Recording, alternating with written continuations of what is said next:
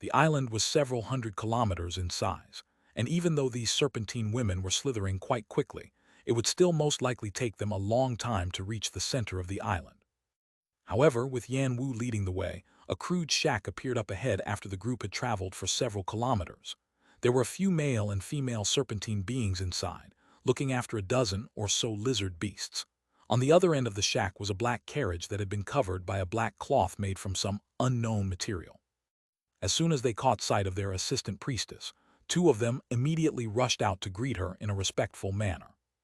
Yan Wu issued a few instructions in response, while pointing at the aforementioned black carriage.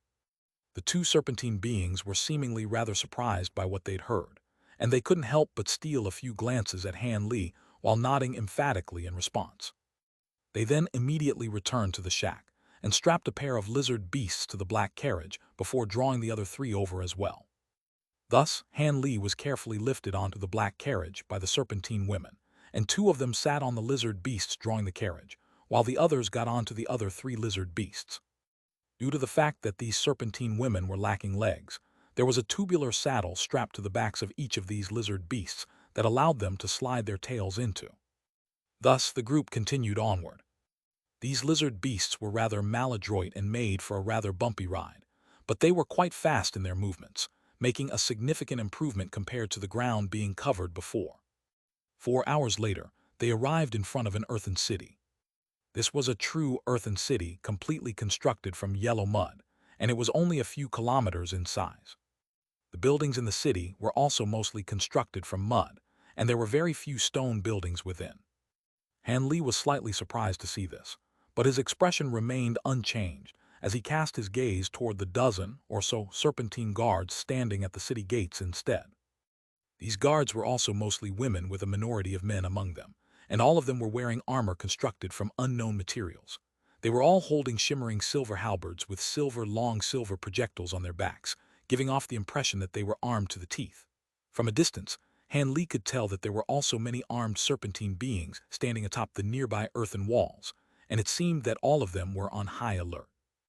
After arriving at the city gates, Yan Wu brought her lizard steed to a halt before jumping down from its back.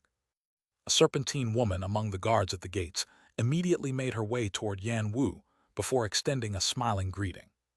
Yan Wu also said something in response, but the smile on her face gave way to a serious expression as she pointed toward the carriage behind her. The female guard's smile also faded as she nodded in a solemn manner. She then waved a hand, and the guards behind her immediately opened up a path to allow everyone through. Thus, Yan Wu jumped onto her lizard steed again, and the group entered the city. Han Li sat within the carriage and appraised his surroundings. The earthen city wasn't very large, but the streets were very wide and paved with faint white stones, creating a stark contrast with the earthy yellow buildings around them. There were many serpentine beings slithering along the streets. The men were all powerful and muscly bound, while the women were also lithe and athletic, and most of them were carrying weapons. Even the serpentine children that were only several feet tall were also carrying some smaller weapons that appeared to have been constructed from wood. Han Li fell into deep thought upon making these observations. This was the first time he'd heard of this Naga race, but this was clearly a warrior race. He was curious about whether this race had a large number of cultivators. These mortal serpentine beings were already quite powerful for mortal standards, and if they had a large proportion of cultivators among their ranks, then this was most likely quite a powerful foreign race. In that case, how could he have never heard of them? Han Li had also noticed that there were clearly more female beings than their male counterparts in this Fire Yang race. From the rough tally that he was keeping in his head, it appeared that there were more than twice as many female beings compared to male ones here. Furthermore, their serpentine lower bodies were all of different colors. Most of them were green or yellow, and they seemed to be of the lowliest ranks as well. There were very few beings with white and black tails, but most of them were treated with respect and revered by their brethren, indicating that they were important figures within the race. Han Li analyzed everything that he'd seen in silence, and soon after that, the carriage arrived at a plaza that was paved with smooth and even stone panels. On one side of the plaza was a large palace that had been constructed from wood and mud, and shells of all types of different colors had been used to embellish the building. However, none of that had caught Han Li's attention. His gaze was instead fixed on a strange object at the center of the plaza. This was a conical object that seemed to have been constructed from a copper-like material. It was over 100 feet tall and had a wide base that tapered at the top. There was a series of strange patterns all over the surface of the object, as well as a faint layer of white light that was flashing from it. There were 7 or 8 white-robed serpentine beings standing around the object, all of whom had spiritual light shimmering from their hands.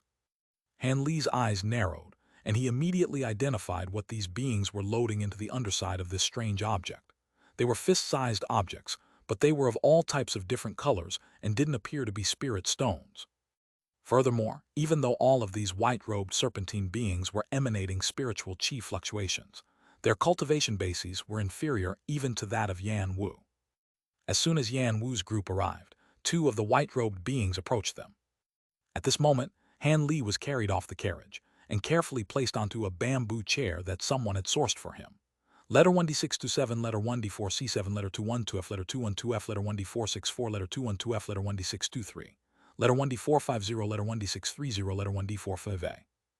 Han Li looked on with an indifferent expression as the serpentine beings conversed with one another. He couldn't understand anything, but it was quite clear that the 2 white-robed beings were quite respectful toward Yan. Right at this moment, 2 rows of white-robed serpentine beings suddenly emerged from within the palace on the other side of the plaza. One row consisted solely of women, while the other was solely of men, and they slowly made their way toward Han Li. All of the conversing serpentine beings' expressions changed upon seeing this, and they immediately backed away to the sides with respectful expressions on their faces. The 2 rows of white-robed beings also stopped before a red-robed being emerged from among their group. A hint of surprise appeared on Han Li's face upon seeing this being. This was a female being with a set of ordinary features and a thin body. Her lower body consisted of a pair of human legs rather than a serpentine tail, and what was even more surprising to him was that he could sense nascent soul stage magic power fluctuations emanating from her body. All of the white-robed serpentine beings present also possessed spiritual chi fluctuations, but the ones with the highest cultivation bases among them was merely a pair of male beings that were around the foundation establishment stage. The rest were all only at the chi condensation stage, just as Yan Wu was. As such, a high-grade cultivator like the red-robed woman naturally stuck out like a sore thumb. A surprised look appeared on the woman's face after glancing at Han Li, but she soon recomposed herself before hurriedly slithering over to him. Junior Huo Yue pays her respects to Senior Han. The woman extended a bow and spoke in extremely fluent flying spirit race language. "You're the high priestess of the Fire Yang race?" Han Li asked.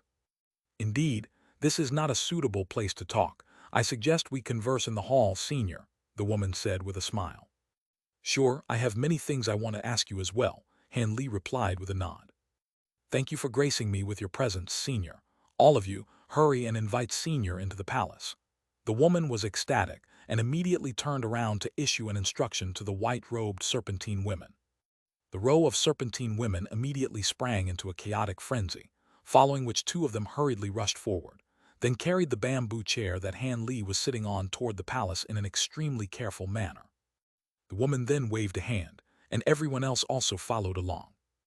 Moments later, Han Li found himself inside a hall within the palace. Han Li and the red-robed woman were the only ones seated within the hall, while all of the other serpentine beings stood off to the sides in a respectful manner. "How is your condition, Senior? I can see that you're having a lot of trouble with movement. I have some pills that I refined which can assist in replenishing one's energy and repairing one's body. Would you like some, Senior?" the woman asked in a respectful manner. "It's all right, I only encountered a minor issue with my cultivation. I'll be fine after some rest," Han Li replied with a hint of a smile on his face. "Hee, that's good to hear. I received a message from War informing me that you'd like to ask me some questions, Senior. I'll be sure to tell you everything I know," the woman said. "Oh, I wanted to ask you what this region of the sea is known as well as whether there are any renowned cultivators in this area," Han Li replied. A peculiar look appeared on the woman's face upon hearing this, but she still replied, "This area is known as the Flame Coral Islands, and there aren't any particularly powerful fellow Taoists in the nearby area. The most powerful ones only possess cultivation bases that are comparable to my own." "The Flame Coral Islands, do you have a map of the area?" Han Li asked with furrowed brows. "Of course. However, the maps I have are all annotated with text from our Naga race, so I suggest that you learn our language first before inspecting the map, Senior," the woman proposed with a smile. Han Li's brows furrowed slightly upon hearing this, and only after a short while did he nod in response. Sure, the little spiritual sense that he'd retained couldn't be released out of his body, but it was naturally no problem for him to read a jade slip or something like that. A fawning smile appeared on the woman's face upon hearing this, and she produced a glossy black stone shard before tossing it toward Han Li. After resting for so long, Han Li had recovered some of his magic power, but he was still feeling quite weak and feeble. He could tell that the stone shard was something that was similar to a jade slip, so he opened his mouth to expel a burst of azure light, sweeping the jade slip toward his forehead to try and examine its contents. However, right at this moment, the stone shard abruptly exploded amid a dull thump, and a burst of inky black mist dispersed through the air, enshrouding Han Li's entire body within. Han Li sat still and closed his eyes as the mist descended over him. The mist revolved around Han Li for a long while, before finally dissipating into nothingness. After the mist dissipated, Han Li opened his eyes, and when he spoke again, he was using a language that was identical to what the serpentine beings were using. "This is quite an interesting tool refinement method. I could glean the contents of the stone shard even without using my spiritual sense." "You're far too kind, Senior. This is just an insignificant trick that we learned through experimentation. Here is a map of the Flame Coral Islands, Senior," the woman replied with a modest smile before tossing a white stone shard over to Han Li. On this occasion, the stone shard didn't explode. Instead, it was drawn to his forehead by the spiritual light expelled from within his mouth, and it stayed there in a motionless manner. Han Li's eyes narrowed as a hint of bewilderment appeared on his face, but his expression quickly returned to normal again. The red-robed woman was rather perplexed by Han Li's reaction, but she refrained from saying anything. Moments later, the white stone shard detached itself from Han Li's forehead before springing back toward the woman. The woman caught the stone shard and stowed it away, but Han Li remained silent with a contemplative look on his face, seemingly in deep thought about something. The woman merely smiled and left Han Li to his own thoughts in silence. After a while, Han Li raised his head and mused, "From what I've gathered, this place is rather close to the Thunder Continent. It's only about half a year's flight away." "Half a year? That's only at your speed, Senior. For us, we wouldn't be able to get to the Thunder Continent without at least a few decades, and that's not even taking into account the perils that we'd encounter along the way." The woman chuckled with a wry smile.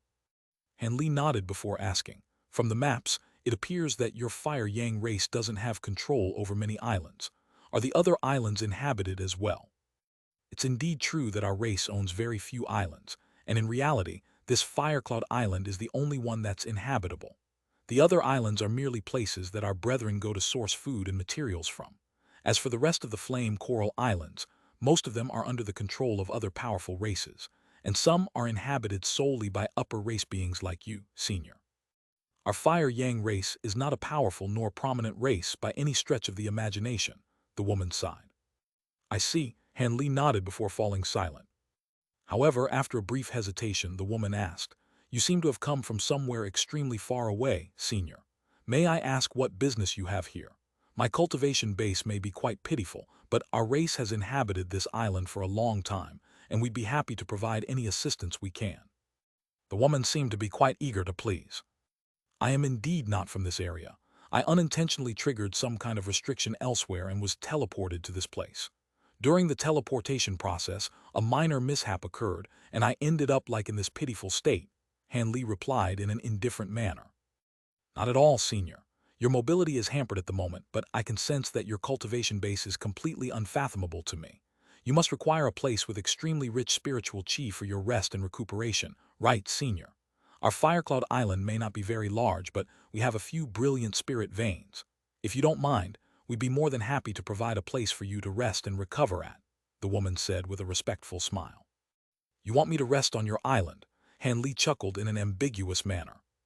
The woman was slightly flustered by his response, and she hurriedly continued, "Rest assured, Senior, the spirit veins on our island aren't inferior to those on the larger islands nearby. On top of that, we also have some rare spirit medicines and a supply of spirit stones on the island that you may use as you please, Senior." Han Li's smile faded upon hearing this. His voice cooled slightly as he said, I don't have a habit of taking free handouts, and nor do I like people who act and speak in a roundabout manner. If you have something to say to me, then just tell me in a straightforward manner. Only then, after hearing Han Li's response, did the woman realize that she'd acted in too desperate of a manner, and her expression changed slightly before she heaved a long sigh. Seeing as you've already identified my intentions, then I'll no longer hide anything from you, Senior. All of you can go for now. The woman's last sentence was directed at the serpentine beings within the hall. All of the serpentine beings immediately bowed before exiting the hall. Han Li looked on with a calm expression and refrained from saying anything. After all of the serpentine beings had left, the woman turned back to Han Li with a solemn expression and asked, How do you rate my cultivation base, Senior? It's passable, Han Li replied in a calm manner. As little as a month ago, I was still like my other brethren and hadn't attained this body that belongs to upper race beings. The woman continued as a peculiar look appeared in her eyes. What are you referring to when you say upper race? Han Li asked as he raised an eyebrow. I'm naturally referring to those who have attained upper race bodies. Only cultivators of my cultivation base can attain an upper race body, the woman explained with a smile. Han Li's heart stirred slightly upon hearing this, but his expression remained unchanged as he nodded and asked, Oh, from the sounds of it, you don't seem to have reached this cultivation base through conventional means. Could it be that you ingested some kind of spirit medicine or used a secret technique to forcibly raise your cultivation base to this level? Your wisdom is truly unmatched, Senior. I did indeed consume a few rare pills within the race, then used an extremely damaging secret technique to raise my cultivation base to this level. However, because of this, my cultivation base will never progress again, and my lifespan has also been reduced to less than half of other upper beings at the same cultivation base. I've done this because our Fire Yang race is truly in grave peril, and I have no choice but to put my life on the line, the woman said with a grim expression. Grave peril, tell me about it. Han Li was rather intrigued. Half a year ago, one of our neighboring Naga race branches, the Sabertooth race, was completely wiped out. All of the female beings in the race were eaten with only their bones left behind, while all of the male beings disappeared. Not long after that, the neighboring Scorpiontail race also suffered the same fate. There are only these three branches of the Naga race, including our Fire Yang race, in this region of the sea, and none of our three branches are all that powerful, but we've always helped one another and managed to keep our races alive. Now that the other two races have been eradicated, our Fire Yang race is most likely next. I still haven't been able to find out the reason why those two races were destroyed, but what we've managed to deduce is that there should be more than one perpetrator involved, most likely from one of the other powerful races. The high priests of the other races were not inferior to me in power at the time, which is why I did this to myself and forcibly raised my own cultivation base, the woman explained. Oh, so you want me to stay here to protect your race? Are you that confident in me? Aren't you afraid that even I won't be able to save everyone? Han Li chuckled. I don't know what your true cultivation base is like, but it's most definitely well above mine. As for your injuries, our Fire Yang race still has a Scorching Sun divine pill that can heal all injuries as long as one isn't dead. If you're willing to stay and assist me, I'd be glad to offer the pill to you, Senior.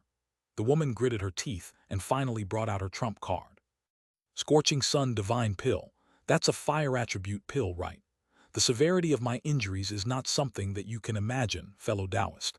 The divine pill you're offering may not be very effective for me, Han Li replied with furrowed brows. Despite what Han Li was saying, the woman could sense that he was interested, and she immediately continued. Rest assured, Senior, not only was this pill refined using the inner core of a twin-headed flame worm, it's been nurtured within earthen flames in our race ever since it was first refined, and thousands of years have passed since then. As such, I'm quite confident in its efficacy. A hesitant look appeared on Han Li's face upon hearing this. How about this? You can stay in our race for a few days and consume the divine pill. If the pill really does prove to be ineffective, then I won't request your help any longer, but if it works. If this Scorching Sun divine pill really can heal my injuries, then I'll naturally help your Fire Yang race survive this ordeal. However, I have to make this clear first. If your enemies are too powerful for me to handle, then our agreement will be void, Han Li said in a calm voice. Of course, I wouldn't expect you to risk your life for an insignificant race like ours, Senior. Not only was the woman not disheartened by Han Li's disclaimer, she was instead ecstatic. Thus, Han Li nodded in agreement and accepted this arrangement. The events that unfolded next were quite simple.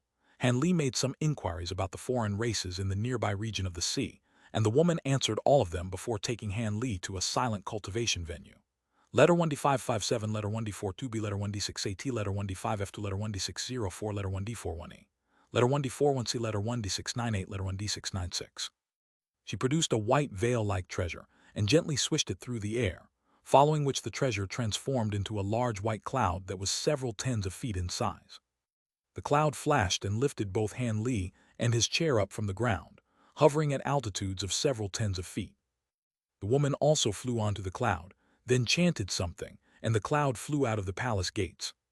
All of the serpentine beings waiting outside the gates bowed respectfully to see off the departing duo.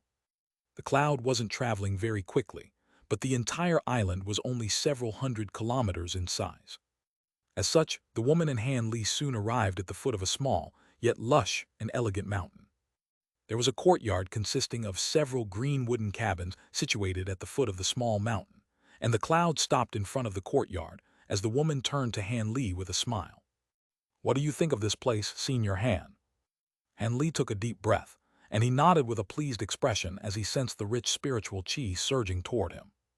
The woman was ecstatic to see this, and the white cloud immediately descended into the courtyard at her behest. She pushed open the doors of one of the wooden cabins, then turned to Han Li, preparing to carry him into the cabin. However, Han Li suddenly smiled at this moment and said, "There's no need to trouble you any further, fellow Taoist. I can go in on my own." Han Li's body swayed as he spoke, and he stood up on the white cloud before slowly hovering down from it. The woman was quite startled to see this.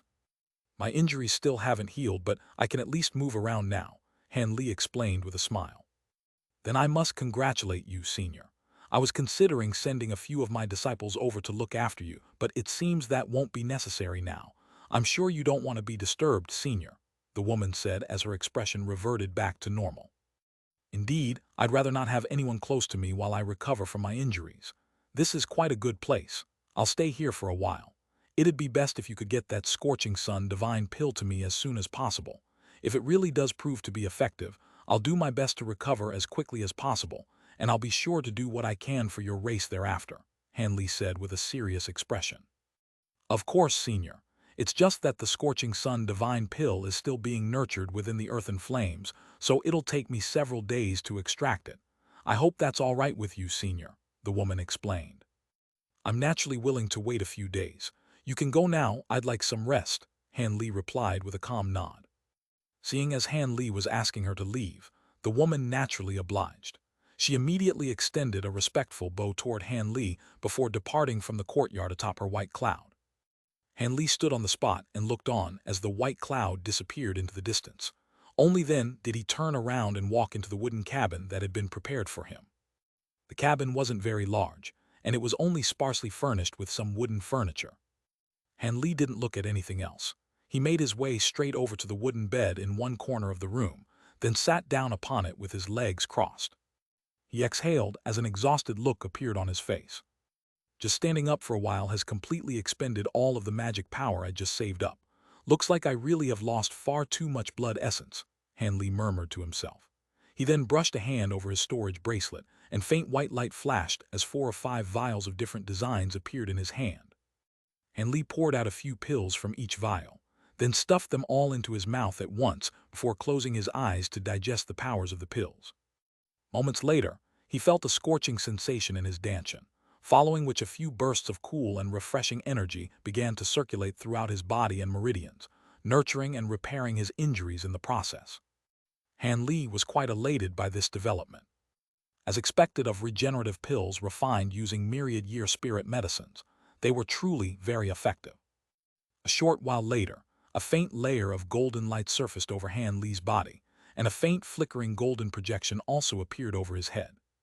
The wooden cabin fell completely silent. At the same time, the woman returned to the earthen city atop her white cloud and descended in front of the palace on the plaza.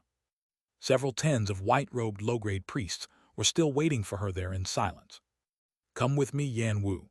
Also, summon the hunting party that first discovered Mr. Han. I have some questions to ask them," the woman instructed. Yes, the white-robed serpentine beings did as they were told, while Yan Wu followed the woman into the palace again. You stayed with that man throughout the entire trip here. Tell me your impression of him, as well as all of the observations you made. Make sure not to skip any details, the woman said with a serious expression. I'll be sure to tell you everything I know. At the time, I was on duty at the dock. Yan Wu was rather nervous in the face of the high priestess' steely demeanor, but she still gave a detailed recount of the observations she'd made during her time spent with Han Li. Even though the events being recounted were all quite boring and mundane, the woman still listened with an expression of rapt focus on her face. Several hours later, the serpentine hunters who had first discovered Han Li arrived at the palace in the Earthen City topped their lizard steeds. They said something to the white-robed serpentine beings outside the palace, then hurriedly rushed in through the gates. The group was in there for over an hour before they finally re-emerged with Yan Wu. At this moment, the woman was sitting on the main seat within the palace with an indecisive look on her face, seemingly grappling with some kind of dilemma. Are you experiencing some troubles, mother? A clear voice suddenly sounded within the palace. The woman faltered initially upon hearing this voice before an elated look appeared on her face. Jar, is that you? When did you get back? Right at this moment, white light flashed in front of the woman, and a slender serpentine being emerged. This was a young serpentine woman who appeared to be around 16 to 17 years of age with a head of long black hair and a set of peerlessly beautiful facial features. There was a string of shimmering silver rings woven into her hair and a large yellow bow as well as 3 bone arrows strapped to her back. There was also a black leather pouch hanging from her waist, and she was holding a white flag in her hand. This woman also had the lower body of a snake, but it was extremely white, to the extent that her scales were barely visible at all. She stood there with a vibrant smile on her face, revealing a pair of sweet little dimples on her gorgeous face. It really is you, Jar. Your cultivation base really has progressed markedly since I last saw you. The woman hurriedly rose to her feet with a doting look on her face before enveloping the young serpentine woman in a tight hug. I should be saying that to you, mother. We've only been apart for a few years, but you've already reached the metamorphosis stage, Jar giggled. You think far too highly of me, Jar. I didn't have the power to break through to this stage on my own. I merely consumed that immortal fruit to assist me, the woman sighed as her smile faded. What? You ate that immortal fruit, mother? Then doesn't that mean your lifespan has been severely shortened? The young woman's expression changed drastically as she grabbed onto her mother's wrist, and her face turned deathly pale as she gauged the woman's condition with her spiritual power. What's the point of having a long lifespan if I won't get to live it? By the way, did your master come back with you? The woman asked with a hopeful expression. When I received your letter, my master just so happened to be visiting a friend on another island. I was afraid that I wouldn't get back in time, so I took the treasures that master left behind to protect the island and came back on my own. When I got here, I saw that you were asking some people about a certain Mr. Han, so I decided to refrain from showing myself until now, the young woman explained with a concerned expression. If your master can't make it, then the situation does not bode well for us. The woman's expression changed slightly upon hearing this. Mother, is our race really in such grave danger? I've even brought back Master's heaven-splitting bow with me. As long as we don't get attacked by someone that's more than 10 times as powerful as me, I should be able to kill them with a single arrow, the young woman said in a confident manner. Jar, your cultivation base has indeed improved markedly, but you're only at around the same stage as I was back before I consumed the immortal fruit. Even if your powers were to be enhanced by tenfold, you still most likely wouldn't be able to handle this ordeal. If your master had come back with you, perhaps we'd be saved, but as things are now. The woman's voice trailed off into a resigned sigh as she stroked her daughter's hair. The letter that you sent to me was quite vague, mother. Just what is our race facing for you to be so desperate? You've even consumed the immortal fruit and are trying to suck up to some unknown upper race cultivator. The young woman lay in her mother's arms and looked up at her with a pained look on her face. The woman hesitated momentarily before finally patting her daughter on the shoulder as she said, "Seeing as you've already returned to the island, asking you to leave now will most likely place you in even more danger. So be it, I'll tell you what's happened. I presume that you already know that the other 2 races have already been eradicated." Yes, you mentioned that in your letter, mother. Even so, surely that's not a cause for such alarm. Those 2 races have always been slightly weaker than our Fire Yang race, and the cultivation bases of their high priests were inferior to yours even before you consumed the immortal fruit," the young woman replied with a perplexed look. "But do you know what kind of being was responsible for wiping out those two races?" the woman asked in a slow voice. "Didn't you say that there were no leads, mother?" The young woman faltered slightly upon hearing this. Two entire races were completely eradicated. No matter how discreetly they did things, there's no way that they wouldn't have left behind any traces. If I'm not mistaken, then the perpetrators behind these attacks were most likely the sworn enemy of our Naga race, the Black Rakshasa race," the woman said with a hint of fear in her eyes. "The Black Rakshasa race? That's impossible. According to our historical records, that race was completely eradicated by our Naga race countless years ago. How could they have appeared in this region?" The young woman had clearly also heard of this Black Rakshasa race, and she spoke in a trembling voice as her face paled even further. "Indeed, theoretically, the Black Rakshasa race should have been driven to extinction during their battle against our Naga race on the Thunder Continent. However, it's not impossible that some of them had managed to survive and escape the battle. Aside from the Black Rakshasa race, what other types of beings would abduct our men and devour the flesh of our women? The only thing I don't understand is that our three races have been here for thousands of years. If the Black Rakshasa race were also nearby, why did they wait so long before attacking us?" A hint of bewilderment appeared in the woman's eyes as she spoke. The young woman was naturally unable to answer her mother's questions, but she took a deep breath and responded with a question of her own. "Even if it really is the Black Rakshasa race that's targeting us, won't we be able to take care of them with your current cultivation base and my assistance?" "I'd naturally be quite confident if we were facing normal Black Rakshasa beings, but from the traces that they'd left behind, it appears that there are Black Rakshasa royals among them," the woman replied with a shake of her head. "Black Rakshasa royals? That's impossible. Several of our Naga race's heavenly priests combined their powers to unleash a powerful divination technique countless years ago. Didn't they discover at the time that all of the royalty of the Black Rakshasa race had been destroyed back then?" the young woman exclaimed with incredulity in their eyes. "We'd also thought at the time that all Black Rakshasa beings had been driven to extinction, but that clearly wasn't the case. Hence, it's certainly not impossible that a few Black Rakshasa monarchs had managed to escape from that battle. Those Black Rakshasa royals possess abilities that place us Naga beings at a severe disadvantage, and aside from Naga royalty, other Naga beings wouldn't even be able to unleash a tenth of their powers in the face of Black Rakshasa royals. Furthermore, the rate at which Black Rakshasa royals progress in their cultivation is definitely not inferior by much compared to the beings of the major races on the Thunder Continent. Now that they're slaughtering out three races with reckless abandon, it's quite clear that they're absolutely confident in their ability to destroy all of us," the woman said with a concerned look on her face. Her daughter also fell silent upon hearing this. However, moments later, she suddenly continued, "I still think there's no need to be so worried, mother. If those Black Rakshasa beings truly are so terrifying, then why would they allow our Fire Yang race time to prepare? They must have sustained casualties to their forces while wiping out the other two races, which means that they're still susceptible to our powers. That would be best, but don't forget about all of the male beings that they've abducted." A thought abruptly occurred to the young woman upon hearing this, and her face paled even further. "What you're saying is, they're currently—" "That's right. This is why their race had become the sworn enemy of our Naga race in the first place. They'll most likely only attack us after they finish doing that. After all, our Fire Yang race is the most powerful among the three races, and our island is more heavily guarded than that of the other two races as well. It would only make sense for them to attack us after making ample preparations. If that Mr. Han truly possesses a cultivation base as powerful as I predict, then it could well be the case that he could be the key to our race's survival," the woman said with a grim expression. "Is that man really that powerful? I heard from your conversation with the others that he's carrying extremely severe injuries. Will he even be useful to us at all?" The young woman furrowed her brows with a perplexed look on her face. "I've already decided to give him the Scorching Sun Divine Pill," the woman said in a calm manner. "What? You're giving him the Divine Pill? You can't.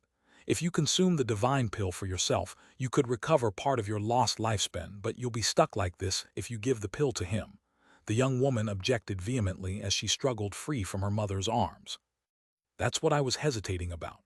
If that man's cultivation base is comparable to that of your master, then it would naturally be a worthwhile investment to give him the Divine Pill. However, If he's not much more powerful than me and he's only concealing his cultivation base using a special treasure, then that would be a massive waste. The woman sighed with a wry smile. How can that man possibly compare with my master? She's a fifth-tier upper race being, one of the 5 most powerful cultivators in this nearby region, the young woman said in a skeptical manner. The woman hesitated momentarily before replying in a cautious manner.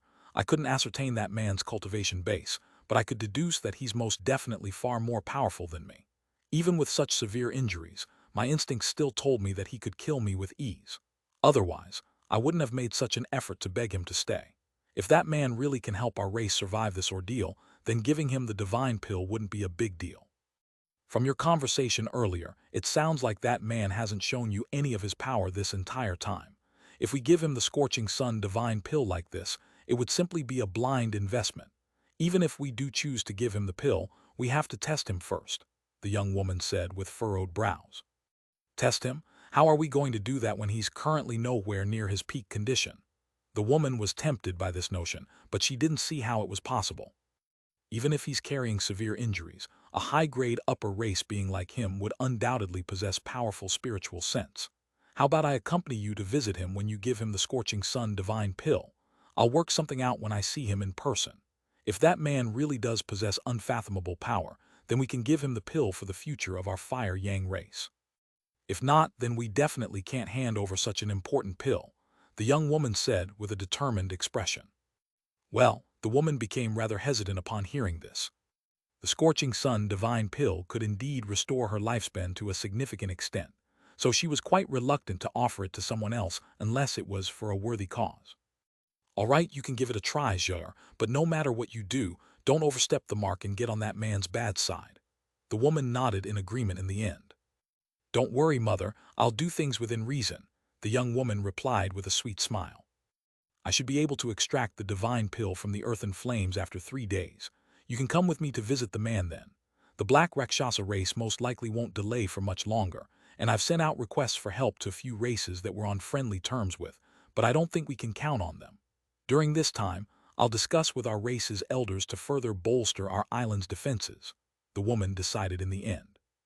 Jade nodded emphatically in response, and after that, the two of them began to discuss some details regarding their defensive efforts against the Black Rakshasa race. A day passed by in the blink of an eye. Han Li was sitting with his legs crossed at the foot of a small mountain close to 100 kilometers away, and he suddenly opened his eyes as the golden light emanating from his body faded. His slightly dull eyes seemed to have brightened a little, and he remained expressionless as he held up a hand in front of his face before slowly clenching it into a fist. He then heaved a faint, forlorn sigh.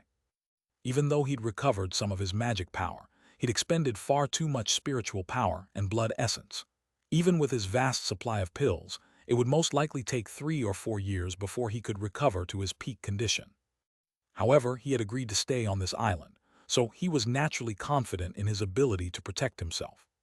With that in mind, Han Li suddenly rustled his sleeve, and a black bracelet emerged from within, following which a streak of black light and a ball of golden light shot forth. The black and golden lights then revealed themselves to be a small black monkey and a small leopard-like beast, respectively. These were none other than his weeping soul beast and his leopard Kirin beast. Han Li wasn't sure about the extent of the weeping soul beast's powers, but he knew that the leopard Kirin beast was already comparable to a deity transformation stage being. He had only been barely able to summon these two beasts following an extensive period of rest and recuperation that had allowed him to recover some magic power and spiritual sense. Back when he had just awoken in that valley, there was no way that he would have been able to accomplish this. As soon as the two spirit beasts appeared, the weeping soul beast leaped onto Han Li's shoulder with a cheeky smile on its face. The leopard Kirin beast charged into Han Li's arms, leaving an afterimage in its wake before licking the back of Han Li's hand in an affectionate manner, leaving a rather warm and abrasive sensation on his skin. Han Li smiled as he patted the two beasts, then forcibly activated his spiritual sense again to issue a few instructions to them. Thus, the weeping soul beast leaped out off his shoulder, then swelled drastically amid a flash of black light before taking on an appearance that was completely identical to Han Li's, even down to the robes that they were wearing. Immediately thereafter, this Han Li sat down beside Han Li with his legs crossed and began meditating as well. Meanwhile, the leopard Kirin beast shot forth from within Han Li's arms and abruptly disappeared, having hidden itself somewhere within the room. After doing all that, Han Li swept a hand over his storage bracelet, and spiritual light flashed as a stack of formation flags of different colors appeared. He raised a hand, and the formation flags disappeared into the surrounding walls as streaks of spiritual light. At the same time, a flashing barrier of white light appeared outside the wooden cabin. Han Li finally heaved an internal sigh of relief after all that was done, and after a brief pause, he suddenly raised an arm before appraising it with a solemn expression. There was an extremely faint yellow mark on his arm, and blue light flashed through his eyes as he carefully inspected. After a brief hesitation, azure light suddenly flashed from his arm, and he focused what little remained of his spiritual power toward the mark. The faint and indistinct yellow mark immediately became clearer and more defined as a result. Judging from its shape and size, one could tell that this was none other than the profound heavenly fruit, which had disappeared right after Han Li had unleashed the sword strike that had rendered him unconscious. As such, he had no idea how the fruit had managed to enclose itself within his arm. Han Li's brows were tightly furrowed, as a slightly bewildered look appeared on his face. With the pitiful amount of magic power that remained in his body, all he could do was make the yellow mark slightly clearer than before. That was clearly the extent of his current capabilities. This made Han Li feel quite uneasy. Setting aside the power of the longsword that the profound heavenly fruit had transformed into, just the recollection of the price that he'd had to pay to unleash a single sword strike still sent chills running down his spine. If he were to use the sword in battle, he's most likely inflict just about the same amount of damage to himself as he would to his enemies. After a long while, Han Li finally let his arm fall back to his side. By this time, he'd already made a decision.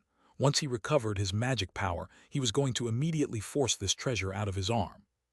Otherwise, it was far too unsettling to have such a volatile treasure enclosed in his arm.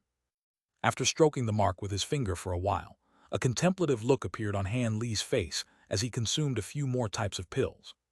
He was very interested in the Scorching Sun Divine Pill, and the woman had made it sound like a miracle pill that could just about bring one back from the dead. He certainly wasn't going to place all of his hopes on it. Not long after that, he closed his eyes and entered a meditative state again. 2 days later, a white cloud flew over from afar, and atop the white cloud were none other than the woman and his daughter, Jade. The young woman still had the large bow and 3 arrows strapped to her back, while her mother was holding a crimson jade box. Moments later, the two of them appeared in the air above the courtyard that Han Li was staying in. Is this the place where he's staying? Looks like he set up a restriction, HMPH, so he doesn't even trust us. Jade looked down at the wooden cabins down below with a curious expression, then harumphed coldly at the sight of the cabin that was enshrouded under white light. Mr. Han is in a very vulnerable state right now, and he's not closely acquainted with us, so it's no surprise that he would take such measures. In fact, I'd find it quite strange if no restriction had been set up during my absence. The woman chuckled in response. Thus, the two of them slowly descended atop the white cloud. Senior Han, I've brought the Scorching Sun Divine Pill with me, and I wish to request your audience, the woman called out as she extended a bow toward the wooden cabin. I see. It's still a little inconvenient for me to move around, so please come in and forgive me for not greeting you in person, fellow Taoist Huo. An indifferent male voice sounded from within the cabin. As soon as his voice trailed off, the white light barrier flashed before vanishing, and the cabin's doors were opened at the same time. The woman immediately entered the cabin, along with her daughter, without any hesitation. As soon as the woman entered the room, a hint of surprise appeared on her face. On the wooden bed in the room, there were 2 Han Lis seated next to one another, one of whom was appraising them with a smile while the other had his eyes closed in an expressionless manner. The young woman also faltered slightly as she cast her gaze toward the 2 Han Lis. Please take a seat. May I ask who this is? The Han Li with his eyes open pointed toward the chairs in the room before turning to the young woman with a puzzled look. This is my daughter, Bai Jade. She's been cultivating elsewhere and has only just returned to the island not long ago. The woman replied in a respectful manner, and her heart jolted with shock as she swept her spiritual sense toward the 2 Han Lis at once. One of the Han Lis possessed an extremely feeble aura, while the other had a more powerful aura, but she was unable to ascertain either of their cultivation bases. On top of that, both of them were completely identical in appearance and attire. The woman was starting to feel quite unsettled. She had heard about techniques that could allow one to create avatars, but those techniques were certainly not for a high priestess of an insignificant race like her to learn. However, just this alone confirmed to her that Han Li did, indeed, possess unfathomable abilities. As such, she was rather hesitant about whether she should allow her daughter to conduct her test. Right at this moment, the young woman stepped forward and extended a curtsy toward Han Li with a sweet smile as she said, "I heard from Mother that an upper race senior had come to visit, so I wanted to meet you. I hope you don't mind, senior." "Not at all. I must congratulate your daughter for her splendid cultivation base at such a young age, fellow Taoist Huo," Han Li praised with a smile. "You're far too kind, senior. My daughter's cultivation base is nowhere near a noteworthy level for you. By the way, are you finding this a good place to stay? If not, you can tell me, and I'll organize alternative lodging for you," the woman replied with a smile. "There's no need for that. The spiritual qi here is quite abundant. Is the scorching sun divine pill in that box you're holding, fellow Taoist Huo?" Han Li asked with a hint of intrigue in his eyes. "That's right. This pill was procured by our very first high priestess back when." The woman nodded with a smile before recounting the origins of this pill to Han Li. Han Li was rather perplexed by the woman's sudden need to launch into a long story, but he still listened in a calm manner. Right at this moment, a sneaky look flashed through Zhao's eyes as a green leaf appeared in one hand while she made an incantation seal with her other hand. Both hands were hidden up her sleeves, so her actions were quite discreet. A burst of invisible spiritual sense immediately surged toward the two Han Lis, and both of them reacted completely differently. The Han Li with his eyes closed remained seated motionlessly on the bed, seemingly as if he hadn't even detected what was happening. However, when the young woman's spiritual sense fell on his body, she felt as if she were sensing an inanimate object without even the slightest hint of spiritual sense fluctuation. This was naturally quite perplexing to the young woman. Such a situation wouldn't occur unless Han Li possessed an incredible secret technique that could completely conceal his spiritual sense, or he really was just a dead body. Before she had managed to figure out what was going on, her expression suddenly changed drastically, and her mouth abruptly gaped open as her face turned deathly pale. When her spiritual sense had fallen upon the body of the other Han Li, she felt as if it had plunged into a massive vortex, and all of the spiritual sense in her body was gushing toward that Han Li in a frenzy. Letter 1D65B, letter 1D493, letter 1D4E, letter 1D65A, letter 1D500, letter 1D486, letter 1D658, letter 1D490, letter 1D480. This sudden development naturally made her extremely alarmed and horrified, and she hurriedly withdrew her secret technique while attempting to recover her spiritual sense with all her might. To her surprise, her spiritual sense was easily recovered without any impediment, thereby allowing her to avert what she had thought to be an irreversible crisis. Right at this moment, Han Li cast a glance toward her with a hint of a smile on his face while he conversed with her mother. The young woman's mouth gaped open upon seeing this, and she was at a complete loss for what to do. The woman seemed to have completely failed to detect what had just happened, and she introduced some of the properties of the Scorching Sun divine pill before handing the crimson jade box over to him. Han Li reverted back to his normal expression and expressed his thanks before accepting the box. After that, the woman bade Han Li farewell before exiting the room with her daughter, who was still yet to recover from her shock and horror. After the two women left, the Han Li that was seated on the bed with his eyes closed suddenly opened his eyes and asked, "Why did you decide to scare that girl for no reason?" He waved a hand through the air as he spoke, and the entire wooden cabin was enshrouded under a white light barrier again. "Master, that insolent little girl was only at a core formation stage, yet she dared to try and test your spiritual sense. I naturally had to make her realize the foolishness of her actions." The other, Han Li, chuckled in response. Immediately thereafter, black light flashed from his body, and he shrank down to become a small black monkey. The monkey then leaped onto Han Li's shoulder before offering the jade box to him in a fawning manner. Han Li merely shook his head with a smile and didn't speak any further about this matter as he accepted the jade box. Ever since the Weeping Soul Beast had attained intelligence in Deep Heaven City and absorbed all of Han Li's knowledge, it was becoming more and more difficult to tell it apart from the real Han Li when it took on his appearance. After opening the jade box, a swath of red light and a scorching aura wafted toward Han Li, making him feel as if he had been plunged into a furnace. However, not only was Han Li not alarmed by this development, an elated look appeared on his face instead as he appraised the crimson thumb-sized bead in the box. So this is the Scorching Sun Divine Pill. It really is quite interesting, Han Li murmured to himself before extending 2 fingers into the jade box in an unhurried manner. In the instant that his fingers began to approach the bead, a ball of crimson flames suddenly erupted from it before immediately enveloping his entire hand. If Han Li were a normal cultivator, he'd most likely sustain severe burns from this alone. However, with Han Li's current powerful body, he was naturally able to completely disregard these flames. Thus, he plucked the red bead out of the box with his fingers, even as the flames continued to rage around his hand. The weeping soul beast sat on Han Li's shoulder, and it was also appraising the bead with curiosity in its large black eyes. Han Li stared at the bead for a long while, as a contemplative look appeared on his face. According to what the woman had just told him, the fire attribute power within this pill was extremely volatile. As such, consuming it required many complex steps, and any slight lapse could result in further harm to his body from pill backlash, thereby achieving the opposite of the intended effect. Hence, it was best to use a large number of glacial pills and medicines to nullify the pill's fire attribute power before consuming it. However, he could sense that the pill did indeed contain extraordinary fire attribute power, and it would be a waste to nullify and squander it.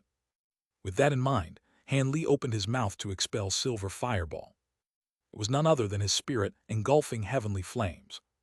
The fireball transformed into a fist-sized silver fire raven, then flew in a few circles around Han Li.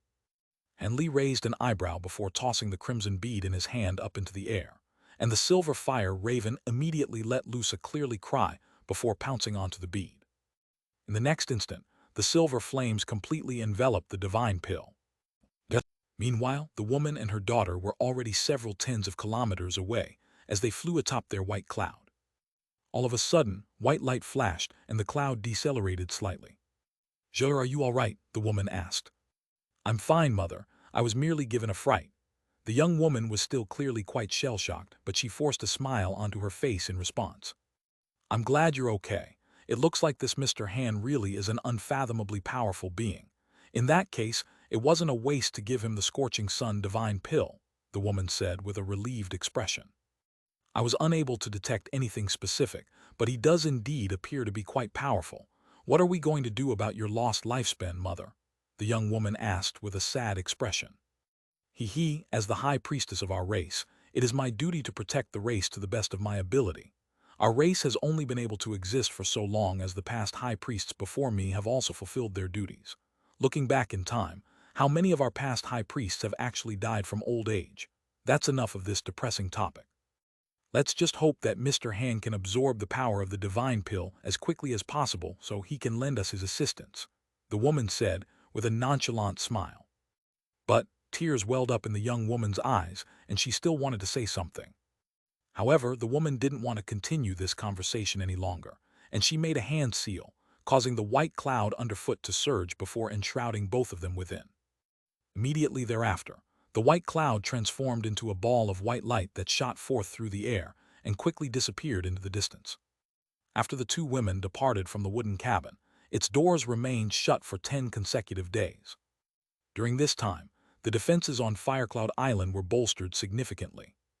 Not only did all of the serpentine beings no longer travel to other islands to hunt and collect materials, the entire race retreated into the Earthen City, and all of the major restrictions in the city were activated despite the vast expenditure of spirit stones that doing so would incur.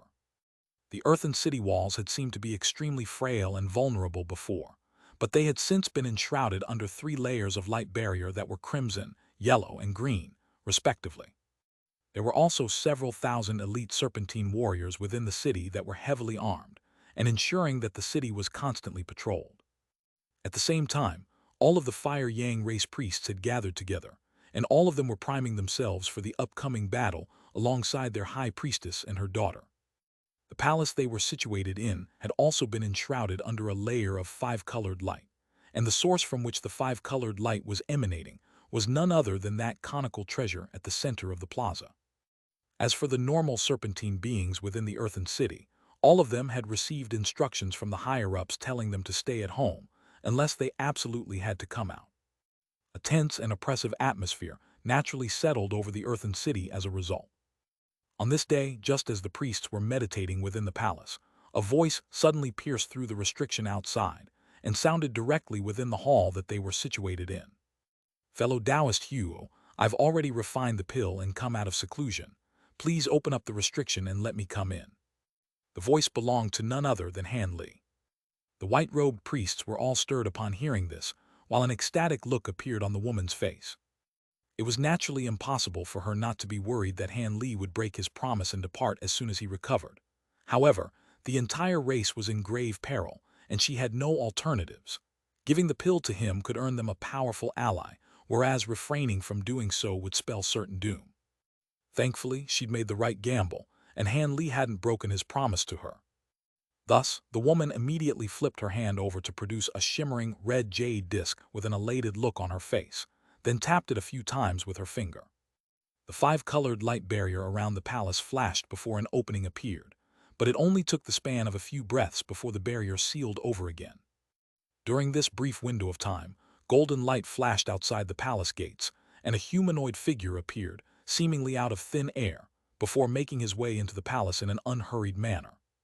The humanoid figure wore an azure robe and had a set of ordinary facial features, but his eyes were particularly bright and piercing. He was naturally none other than Han Li.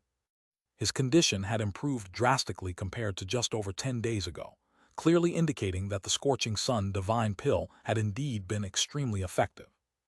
"Thank you for coming to assist us, Senior. Has your magic power completely recovered?" the woman asked in a fervent manner. Jade was still slightly reluctant to greet him, but she could only rise to her feet with a slight pout on her face. The scorching sun divine pill was indeed quite extraordinary, but my injuries were also extremely severe, so I've only recovered to around 70% to 80% of my peak condition. The rest of the recovery process can't be aided by pills and can only be facilitated through rest and recuperation. However, if your enemies aren't too powerful, I should be able to lend you a hand, Han Li replied with a smile. The woman's expression initially changed slightly after hearing that Han Li hadn't fully recovered, but she was then elated after hearing Han Li's confident declaration. It appeared that Han Li was even more powerful than she'd estimated. Otherwise, where could his confidence be stemming from? Many of the priests in the palace had seen Han Li before, while the others were only meeting him for the first time. As such, Han Li's arrival naturally stirred up a heated yet muted discussion between them. Han Li ignored the pairs of eyes that were fixed on him and sat down on the chair that the woman had prepared for him in advance. After making some small talk with her, he closed his eyes and fell silent. The woman cast a stern gaze toward the priests in the room, and all of them immediately stopped chattering as well. Thus, the entire palace turned completely silent. However, Han Li could still sense a pair of eyes lingering on his face, and his brows furrowed slightly as he abruptly opened his eyes, just in time to see Bai Jade appraising him with a wary expression. As soon as their eyes met, a hint of horror flashed through the young woman's eyes, and she hurriedly averted her gaze. It appeared that the weeping soul beast had truly given her quite a fright during their previous encounter. A faint smile appeared on Han Li's face as he closed his eyes again and fell into deep thought. The fire attribute power within the scorching sun divine pill had been easily refined by his spirit engulfing fire raven, and the woman hadn't exaggerated about the pill's effects at all. It wasn't able to facilitate an instant recovery for him, but it most definitely was superior to all of the regenerative pills that he was carrying. His lost blood essence and spiritual sense had been replenished at an incredible rate, and as for his magic power, even without the assistance of this pill, the past half a month or so of rest had been enough for it to completely recover. Seeing as the pill really had helped his significantly, Han Li naturally wasn't going to revoke his promise. He had already progressed to the spatial tempering stage and possessed many powerful abilities. There was a good chance that he'd be able to escape from a body integration cultivator, so he naturally wasn't going to fear any enemies that the Fire Yang race could have. Coincidentally, less than half a day after Han Li had emerged from seclusion, the enemies finally arrived. The ground within the earthen city suddenly began to rumble violently, and it was as if many massive monsters were galloping toward the city from all directions. The priests sitting within the palace rose to their feet almost in unison, and most of them wore extremely anxious expressions. Even though the woman hadn't divulged any information regarding the Black Rakshasa race, it was quite apparent to them that the enemies they were going to face on this occasion were extremely powerful. In contrast, the woman remained quite calm, and she only furrowed her brows slightly even as the ground began to tremor beneath her feet. There's no need for panic. We've already set up ample defensive measures, and it would be impossible for our enemies to break through our 3 layers of restrictions in a short time. Let's ascertain who our enemies are and how many of them we're facing first. The woman immediately rose to the occasion as the leader of the priests, instantly calming everyone with her logical instructions. Han Li also opened his eyes in response to this commotion, but he remained completely expressionless. He'd participated in countless battles more significant than this one in the past, so the events currently unfolding certainly weren't enough to faze him. At this moment, the woman rustled a sleeve, and a red badge suddenly appeared in her hand before she waved it toward the center of the palace. Red light immediately flashed from the surface of the badge, following which a ball of red light shot forth from it before disappearing into the ground. A loud buzzing sound rang out as red light flashed from the ground, and a crimson formation appeared, at the center of which flames were tumbling and surging incessantly. The woman rapidly waved her badge through the air a few times, and the flames converged to form a crimson crystal ball that was around 10 feet in diameter. The surface of the crystal ball was glittering and translucent, and it was slowly revolving above the center of the formation. 8 white-robed serpentine beings suddenly stepped forward before sitting down around the edge of the formation. All of them then began to chant something as they cast one incantation seal after another into the crystal ball. Immediately thereafter, countless wisps of flames appeared within the center of the formation, forming fiery snakes that were around as thick as a human finger before squirming into the crystal ball. An astonishing turn of events then unfolded. Red light suddenly flashed violently a few times from the surface of the crystal ball, following which an extremely vivid image appeared within the flames. The image was broadcasting the scenes unfolding all over the earthen city, depicting groups of armed serpentine beings surging up the city walls. There were also groups of serpentine beings on lizard steeds gathering near the city gates. Among these groups, there were many high-ranking serpentine beings that were yelling war cries and instructions with killing intent in their eyes. Thousands of serpentine beings were gathered in the blink of an eye, and Han Li looked on with a hint of surprise on his face. The function of this spell formation and crystal ball was rather similar to that of his myriad dragon beads, and it was rather surprising to him that a small race like the Fire Yang race had access to such treasures. Switch to an image of the scenes outside the city walls, the woman instructed with a dark expression. The ground was becoming to tremor more and more violently, clearly indicating that those massive beings were not far away from the earthen city. The 8 white-robed serpentine beings responsible for activating the formation instantly cast more incantation seals, and the image within the crystal blurred before being inundated by red light. Moments later, a new image appeared, revealing the scenes unfolding outside the city walls. It was already getting rather late, so the image within the crystal ball was slightly dim. Thus, the serpentine beings were initially unable to see anything, but all of them still looked on with bated breath. Only Han Li continued to look on with the same expression as before. They didn't have to wait long before a particularly violent tremor ran through the ground, and the loud rumbling noise suddenly died down. Not long after that, all of the white-robed serpentine beings drew a sharp breath, and their expressions changed drastically in unison. In the darkness of the night, a series of massive cow-like creatures that were around 70 to 80 feet tall and over 100 feet long began to emerge. All of them were clad in suits of black scale-like armor, and each of them was carrying a massive frame comparable to the size of cabins on their backs. These frames were filled with humanoid figures of different heights, and it was as if they had taken up all of the area on the backs of these giant creatures. Letter 1D4 1F, letter 1D6 9B, letter 1D5 5 6, letter 1D6 8T, letter 1D5 6 8, letter 1D5 F2, letter 1D4 1C, letter 1D5 FC, letter 1D5 FA. Even though these cow-like creatures were all extremely massive, they were currently able to approach the earthen city in a completely silent, wraith-like manner after decelerating drastically. Those appear to be black armor beasts. Those beings riding on these beasts, could they be? One of the white-robed serpentine beings murmured in disbelief. They can't be black Rakshasa beings. Our Naga race should have exterminated all of them long ago. Another serpentine being yelled vehemently. That's right, it can't be those beings. Exactly, they should have disappeared tens of thousands of years ago. All of the other white-robed serpentine beings immediately chimed in agreement, seemingly in an attempt to inject themselves with courage. However, once those giant cows emerged from the night and the humanoid figures on their backs became visible, all of the priests fell silent with grim expressions on their faces. The upper bodies of these humanoid figures on the black armor beasts were those of women with purple skin and dark green eyes.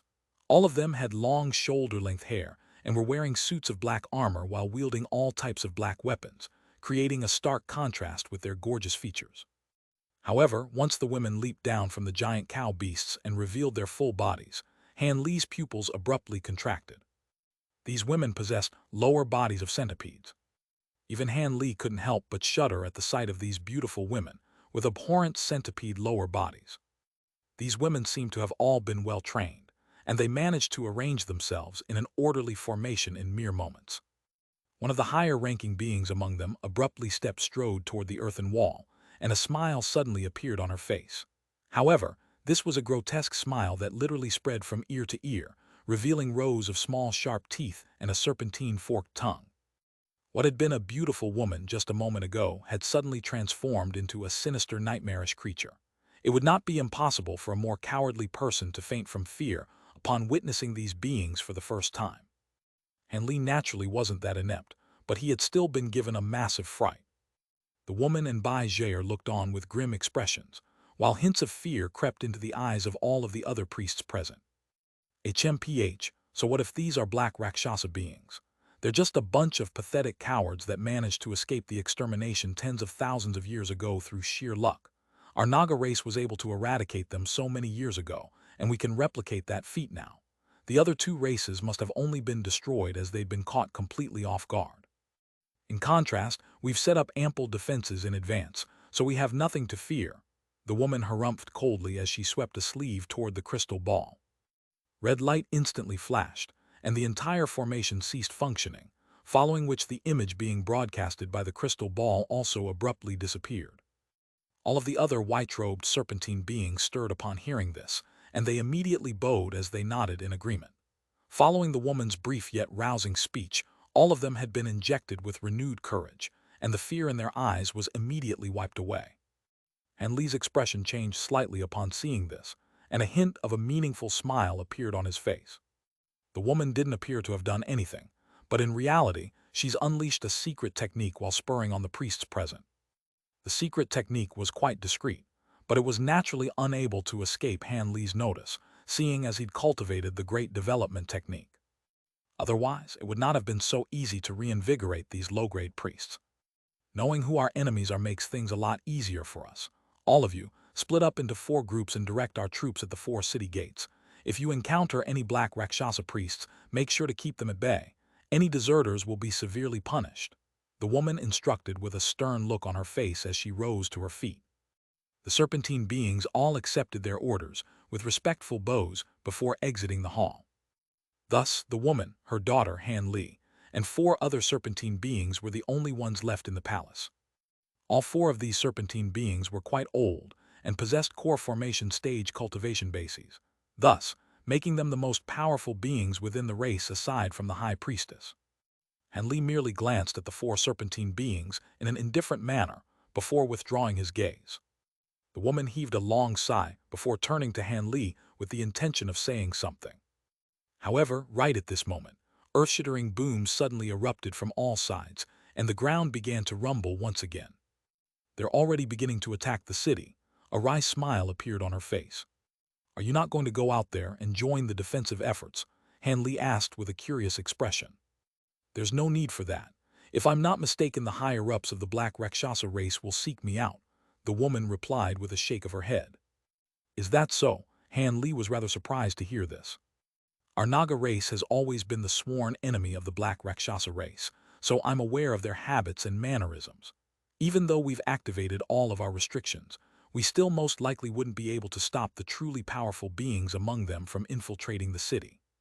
They're extremely proficient in concealment secret techniques, and in battles, they prefer to slay the most powerful being among their enemies before killing the rest. The woman explained with a forced smile on her face. Letter 1D4 1F, letter 1D5 6 3, letter 1D5 F2, letter 1D5 5 6, letter 1D5 6 8, letter 1D5 F2, letter 1D5 F0, letter 1D6 9 8, letter 1D4 6. I see. Han Li stroked his chin with a contemplative look on his face. He then chuckled and said something that came as quite a shock to everyone present. So that means the one hiding over there isn't a helper that you summoned here in advance. How about I invite them to join us? What, they're already in here, the woman exclaimed. As soon as her voice trailed off, Han Li suddenly made a grabbing motion toward a nearby wooden pillar. A massive translucent hand immediately appeared out of thin air before grabbing viciously toward the pillar. However, before the hand had closed itself around the pillar, a streak of black light shot forth from within before appearing over 200 feet away in a flash. Spiritual light flashed, and a black Rakshasa being was revealed. The woman and all of the serpentine beings were stunned to see this, as they immediately prepared for battle. The woman flipped over a hand to produce a short crimson rod that appeared to be constructed from stone. The other four white-robed serpentine beings also produced long silver blades that shimmered and swayed like slithering silver snakes. The young woman's hands blurred, and the bow on her back appeared in her hands with a bone arrow already nocked and ready to fire. The black Rakshasa being that had just been forced to reveal itself looked on with a hint of bewilderment in her eyes. She turned to Han Li in an expressionless manner, completely ignoring everyone else as she said in a cold voice, "Your aura isn't right. You're not a being from the Naga race. Which race are you from?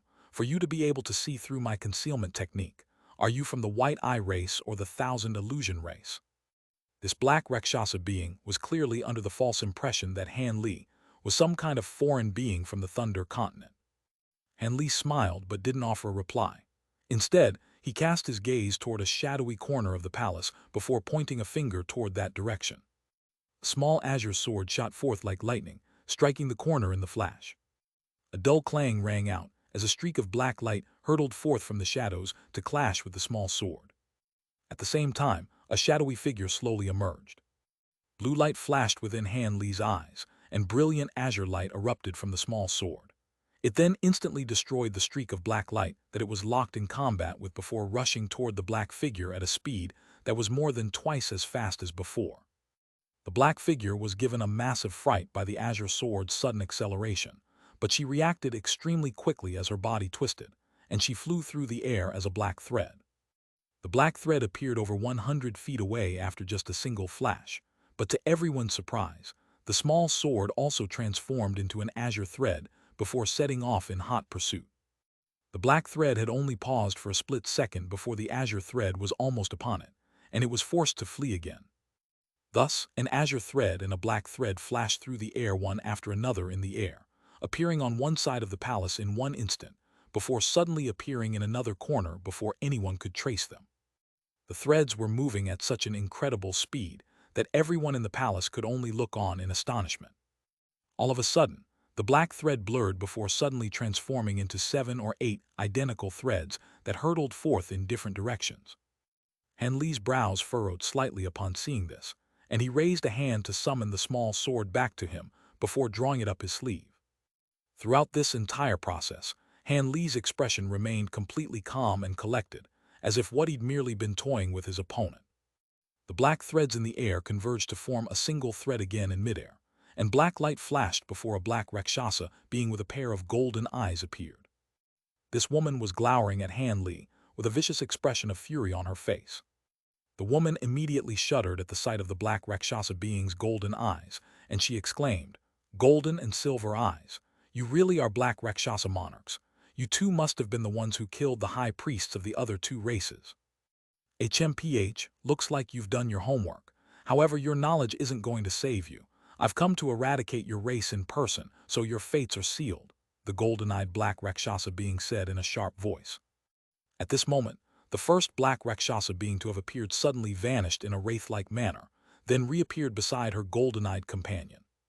Han Li inspected the two women through narrowed eyes to find a strange layer of spiritual light draped over their bodies, thereby preventing him from being able to ascertain their cultivation bases despite his immensely powerful spiritual sense. As such, they had to be carrying some kind of special concealment treasure. With that in mind, Han Li decided against immediately attacking them.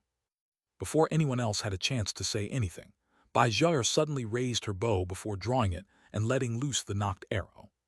The bone arrow shot forth before tremoring mid-flight, immediately transforming into countless identical arrows that enshrouded the black Rakshasa beings down below. In her mind, a battle was unavoidable, so there was no need for words. As such, taking the initiative by attacking first was clearly the best option. The woman was initially rather surprised to see this, but she then immediately gritted her teeth before waving her short red rod through the air, and it escaped her grasp before transforming into a crimson fiery worm. The four white-robed serpentine beings glanced at one another before also slashing their silver blades through the air, sending silver saber projections hurtling toward the two enemies. Thus, all of the Fire Yang beings were attacking in unison. Spiritual lights of different colors intertwined with one another, instantly inundating the two black Rakshasa beings. However, the two women remained completely unfazed in the face of such ferocious attacks, and they merely raised a hand each to blast forth two balls of black light. The balls of black light then immediately expanded before rapidly revolving around the two of them.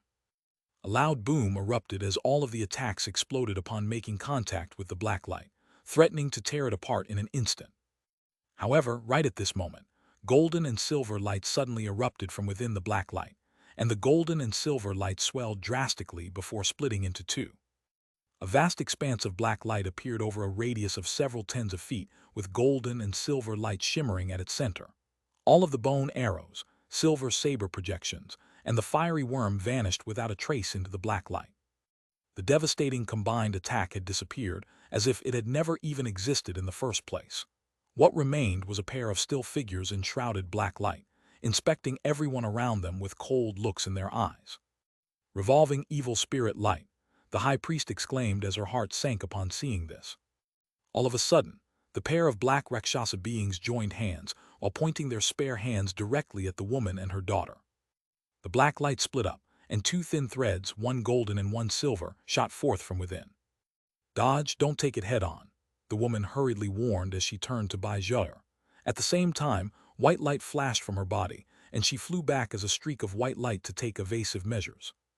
The young woman's heart also jolted with shock, and she wanted to evade as well, but it was already too late for her with her core formation stage cultivation base.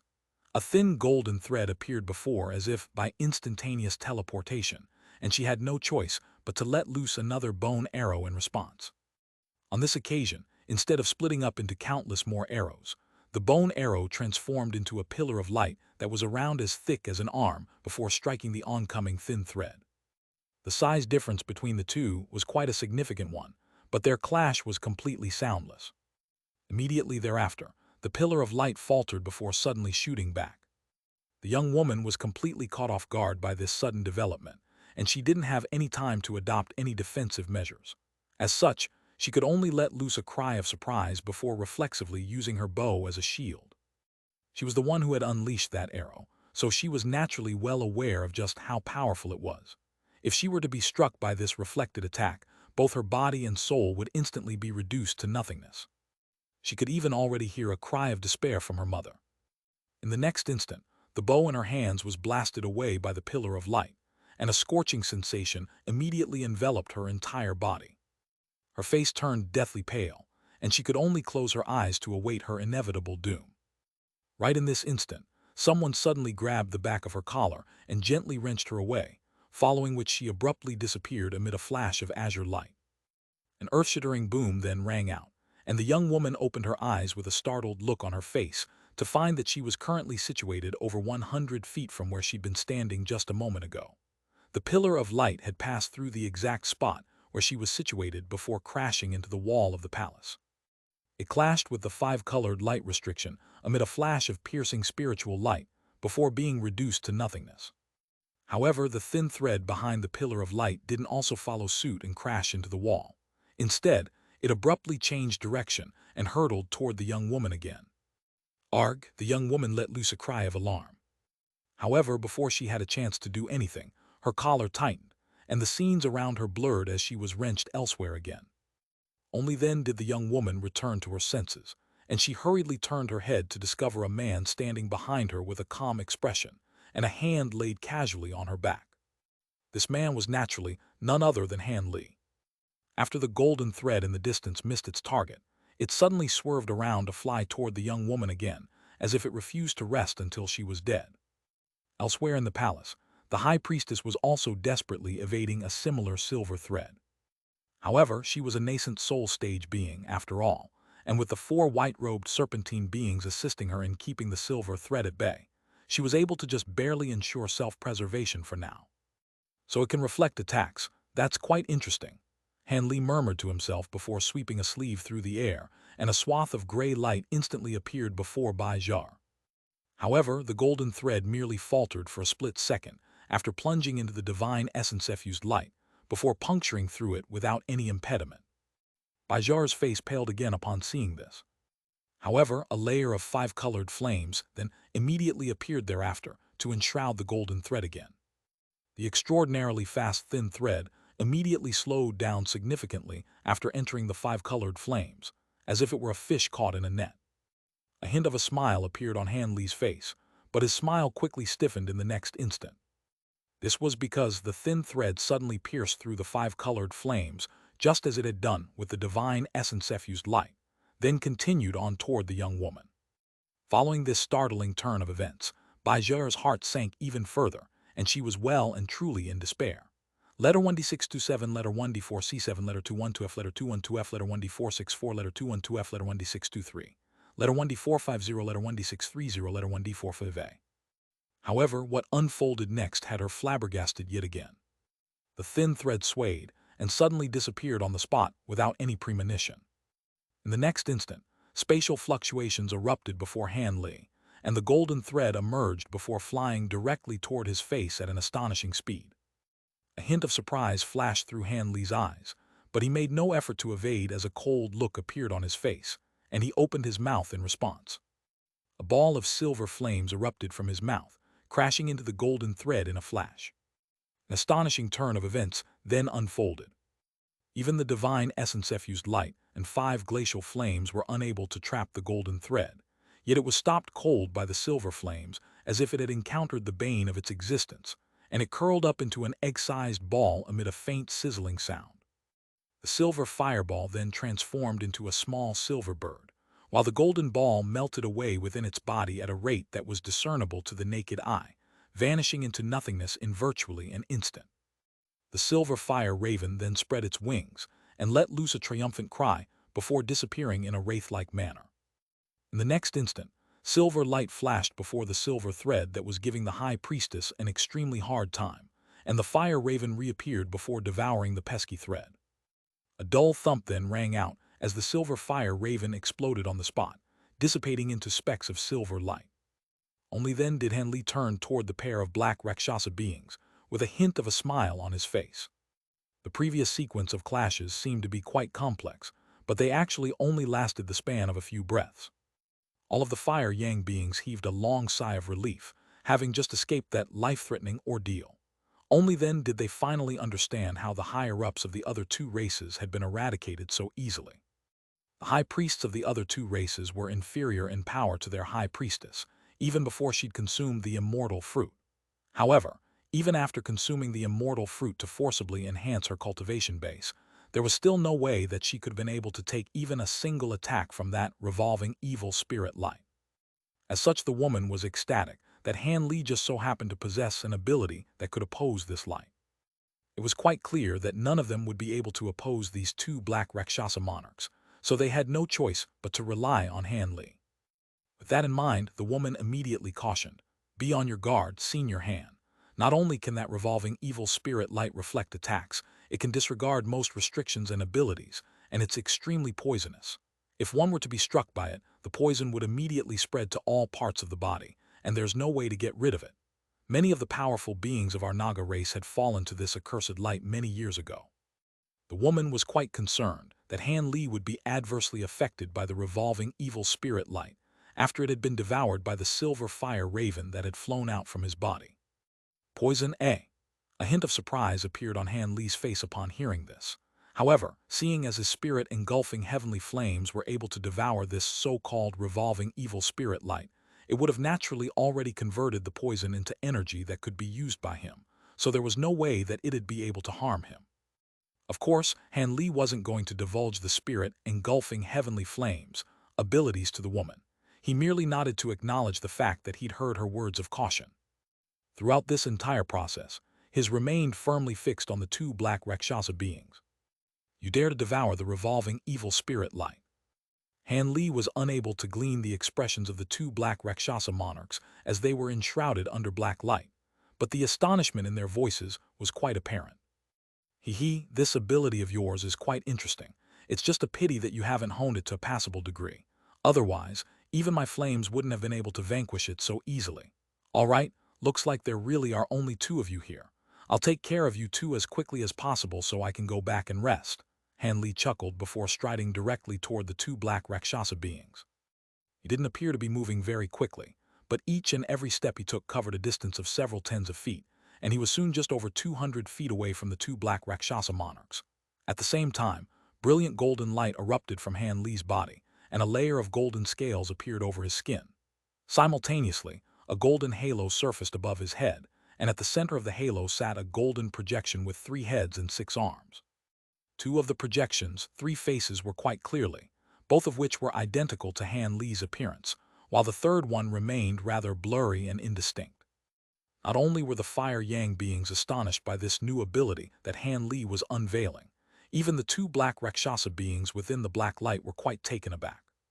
The black light around them immediately began to buzz before tremoring and warping, transforming into a giant black blade around 70 to 80 feet in length in a flash. The blade then hurtled toward Han Li with ferocious might. The giant blade was completely inky black, with an arc of golden and silver light flashing at its center, creating a rather mysterious sight to behold.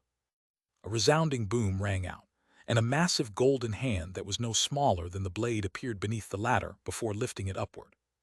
The two clashed, and black and golden light flashed violently. The massive golden hand remained completely still, and the giant blade was forced to falter in midair. Both the black Rakshasa beings were stunned to see this. However, the golden-eyed black Rakshasa being then immediately made a hand seal, and her body instantly swelled to several times its original size. At the same time, golden light flashed from her tail, and a massive golden hooked tail was manifested, then hurled toward Han Li like lightning. Meanwhile, the silver-eyed black Rakshasa being opened her mouth, and a sinister look flashed through her eyes as she let loose a guttural, beastly snarl. Immediately thereafter, a swath of white mist appeared above her head. Silver light flashed within the mist, and a giant man-faced centipede projection emerged. The silver light flashed again, and the projection also pounced toward Han Li as a streak of silver light. The man-faced centipede opened its cavernous mouth mid-flight, and a vast expanse of silver light was expelled from within. In the face of this joint attack unleashed by the 2 black Rakshasa monarchs, Han Li continued to remain completely expressionless. He merely swept a sleeve through the air, and several tens of small azure flying swords shot forth. These swords then blurred before flying toward the giant golden hook as azure sword projections. The golden hook emitted a ringing sound as countless runes suddenly appeared on its surface, making it appear as if it were about to unleash some kind of powerful ability. However, in the next instant, azure light flashed, and the azure sword chi converged upon the golden hook, following which the latter let loose an anguished wail before plummeting from above, having been sliced into countless pieces. The golden-eyed black Rakshasa being was quite stunned to see this.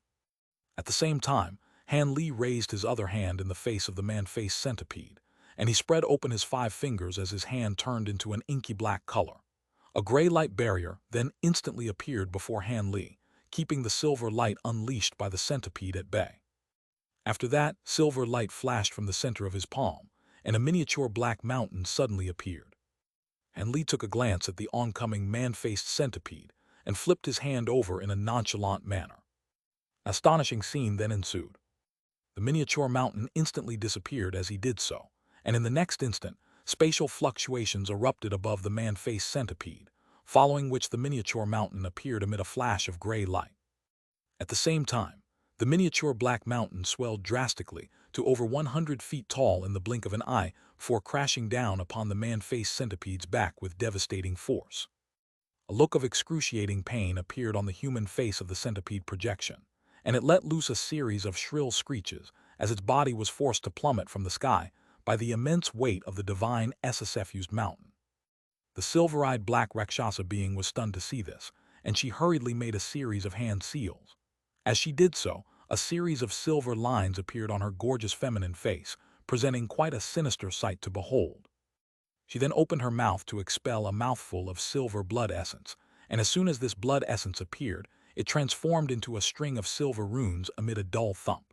These silver runes then disappeared in a flash into the body of the centipede projection. As a result, the man-faced centipede seemed to have received a significant power boost. Silver light flashed from its body, and it began to squirm beneath the black mountain. In fact, half of its body had already coiled around the lower half of the mountain, and it was attempting to topple the mountain through brute strength alone. A peculiar look appeared on Han Li's face upon seeing this, and he pointed at the mountain from afar while uttering the word heavy. The black mountain shuddered as a burst of mundane gray light emanated from it. Its form didn't appear to have changed at all, but its weight was suddenly increased in excess of tenfold. The man-faced centipede was just barely able to withstand the immense weight of the mountain a moment ago, but that fine balance was instantly shattered as it was sent plummeting down from above like a shooting star. An earth-shattering boom erupted, causing the entire palace to tremor violently, and the small black mountain forced the man-faced centipede firmly into the ground. A crater that was around 300 feet in size and over 10 feet deep was smashed into the ground, and the black mountain sat firmly at the center of the crater. The man-faced centipede beneath it let loose a cry of anguish before dissipating into specks of silver light. The strange stone blocks that Han Li had fused with the divine SSF-fused mountain were comparable in weight to gargantuan mountains, so the mountain was certainly far too heavy for the centipede to withstand. In the instant that the centipede protection was destroyed, the silver-eyed black Rakshasa being's face paled, and she threw up a mouthful of blood. However, the blood was of a blackish-red color on this occasion, rather than silver color it had been before. All of this had taken place in the mere span of just a few breaths. The golden-eyed black Rakshasa being was still reeling from the fact that her giant golden hook had been vanquished so easily by Han Li's flying swords, and her expression abruptly changed as she realized that her companion had sustained significant injuries. As such, her body swayed, and she immediately appeared behind the silver-eyed black Rakshasa being before laying a hand on her back. Golden and silver light flashed from the silver-eyed black Rakshasa being's body, and her complexion improved significantly. Han Li harumphed coldly upon seeing this before pointing a finger toward the several tens of azure flying swords in the air. All of the flying swords shuddered before flashing toward his two opponents as lightning-fast azure threads.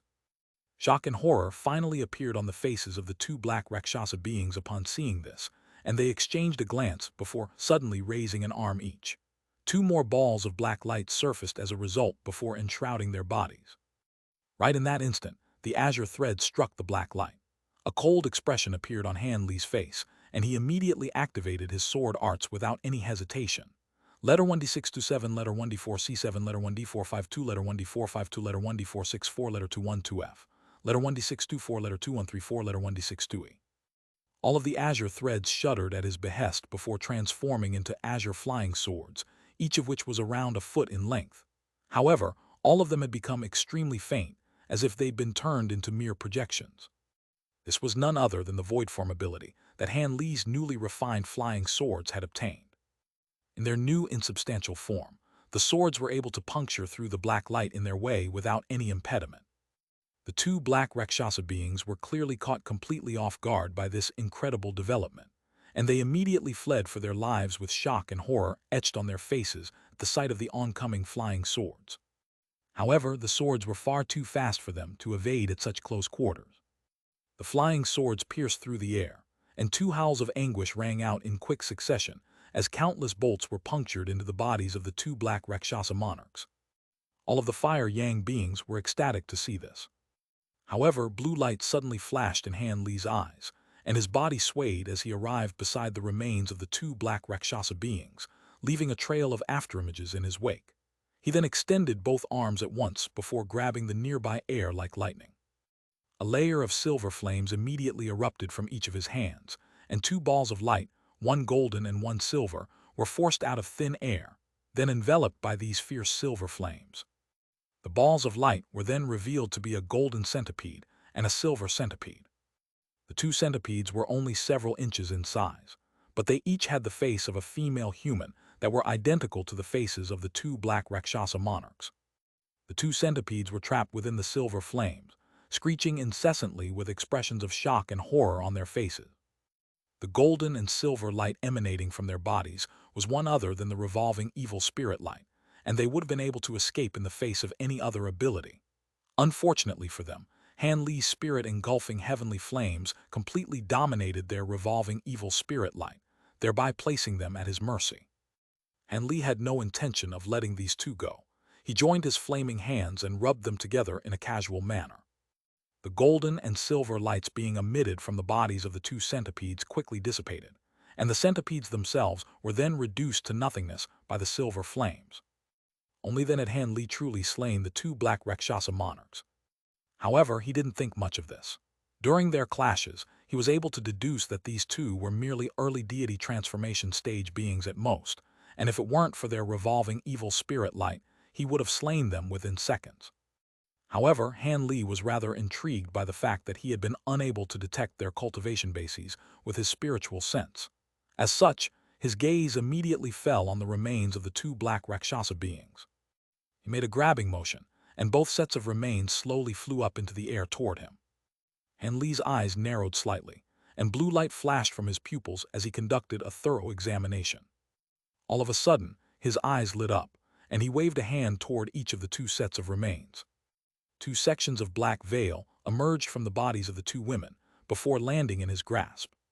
Han Li took a quick glance at the black veils before immediately flipping his hands over, upon which they disappeared. At this moment, the woman made her way over to Han Li with her daughter by her side, and she wore an elated look as she said, "Thank you for your assistance, Senior Han. Our Fire Yang race will never forget your kindness." As for the two black veils that Han Li had just taken, she didn't mention anything about them and merely pretended as if she had never even seen them. Only then did she truly understand that Han Li was far more powerful than she'd imagined. As such, her heart was filled with gratitude as well as awe and veneration. The two black Rakshasa beings had seemed virtually invincible to Bai Zhar, yet Han Li had just slain them with ease, so her heart was filled with astonishment and awe. Even though she didn't say anything, there was clearly a more respectful look in her eyes as she cast her gaze toward Han Li.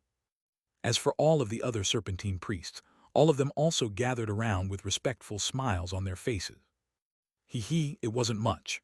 Seeing as I've already decided to help you, I'll take care of all of the other black Rakshasa beings outside as well, Han Li chuckled. All of the Fire Yang beings were naturally ecstatic to see this, and they all expressed their gratitude again. Han Li smiled as he stowed away his flying swords in Black Mountain.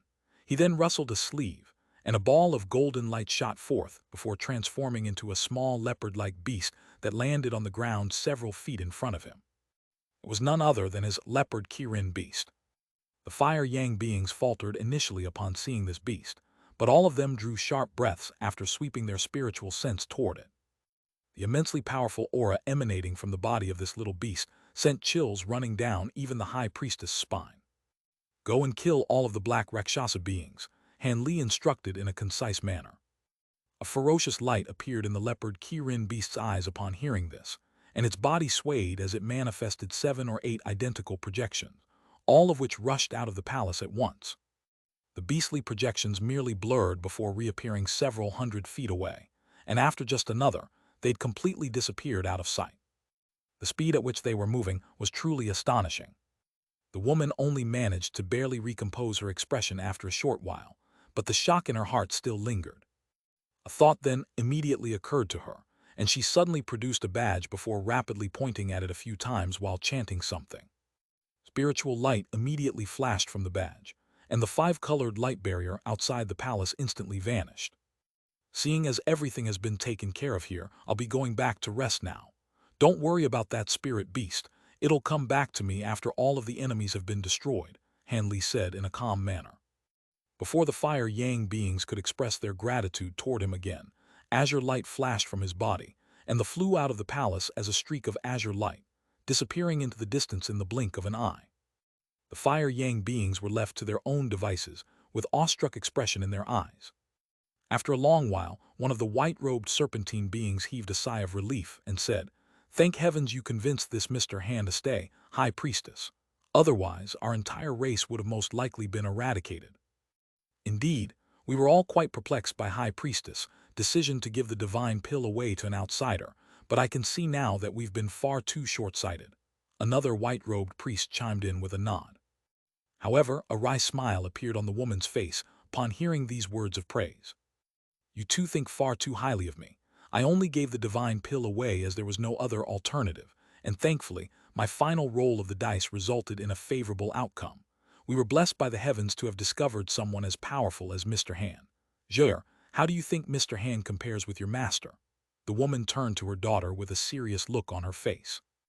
Jade's brows furrowed slightly upon hearing this, and only after a brief pause did she hesitantly reply, My master is a fifth-tier upper race being, but even if she were here in person, it'd still most likely be a lot more difficult for her to slay those two black Rakshasa monarchs.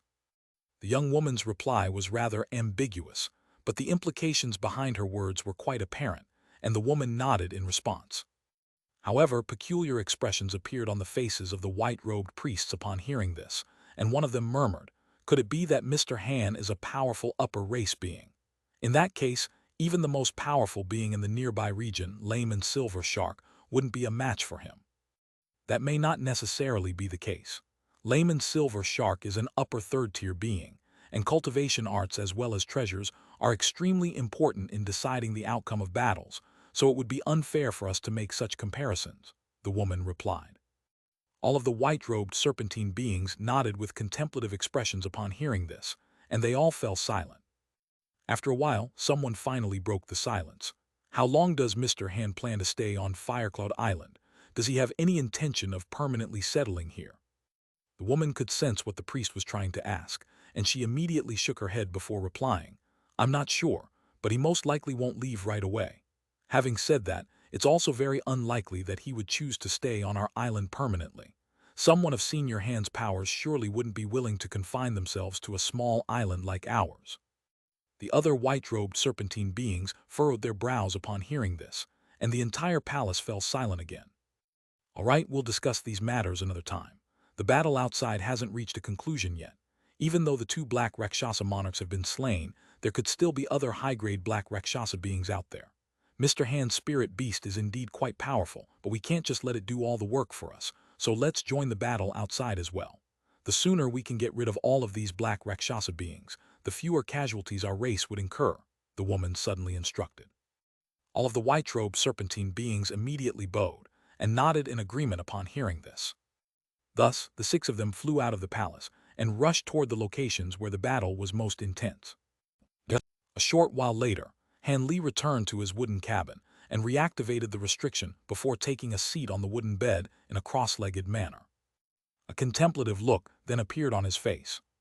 The 2 most powerful black Rakshasa monarchs had already been slain, so the leopard Kirin beast would be more than enough to take care of the rest of the battle.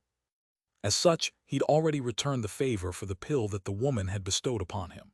All he had to do now was rest and recover for around half a year, and he should be back to his peak condition. With that in mind, a faint smile appeared on Han Li's face.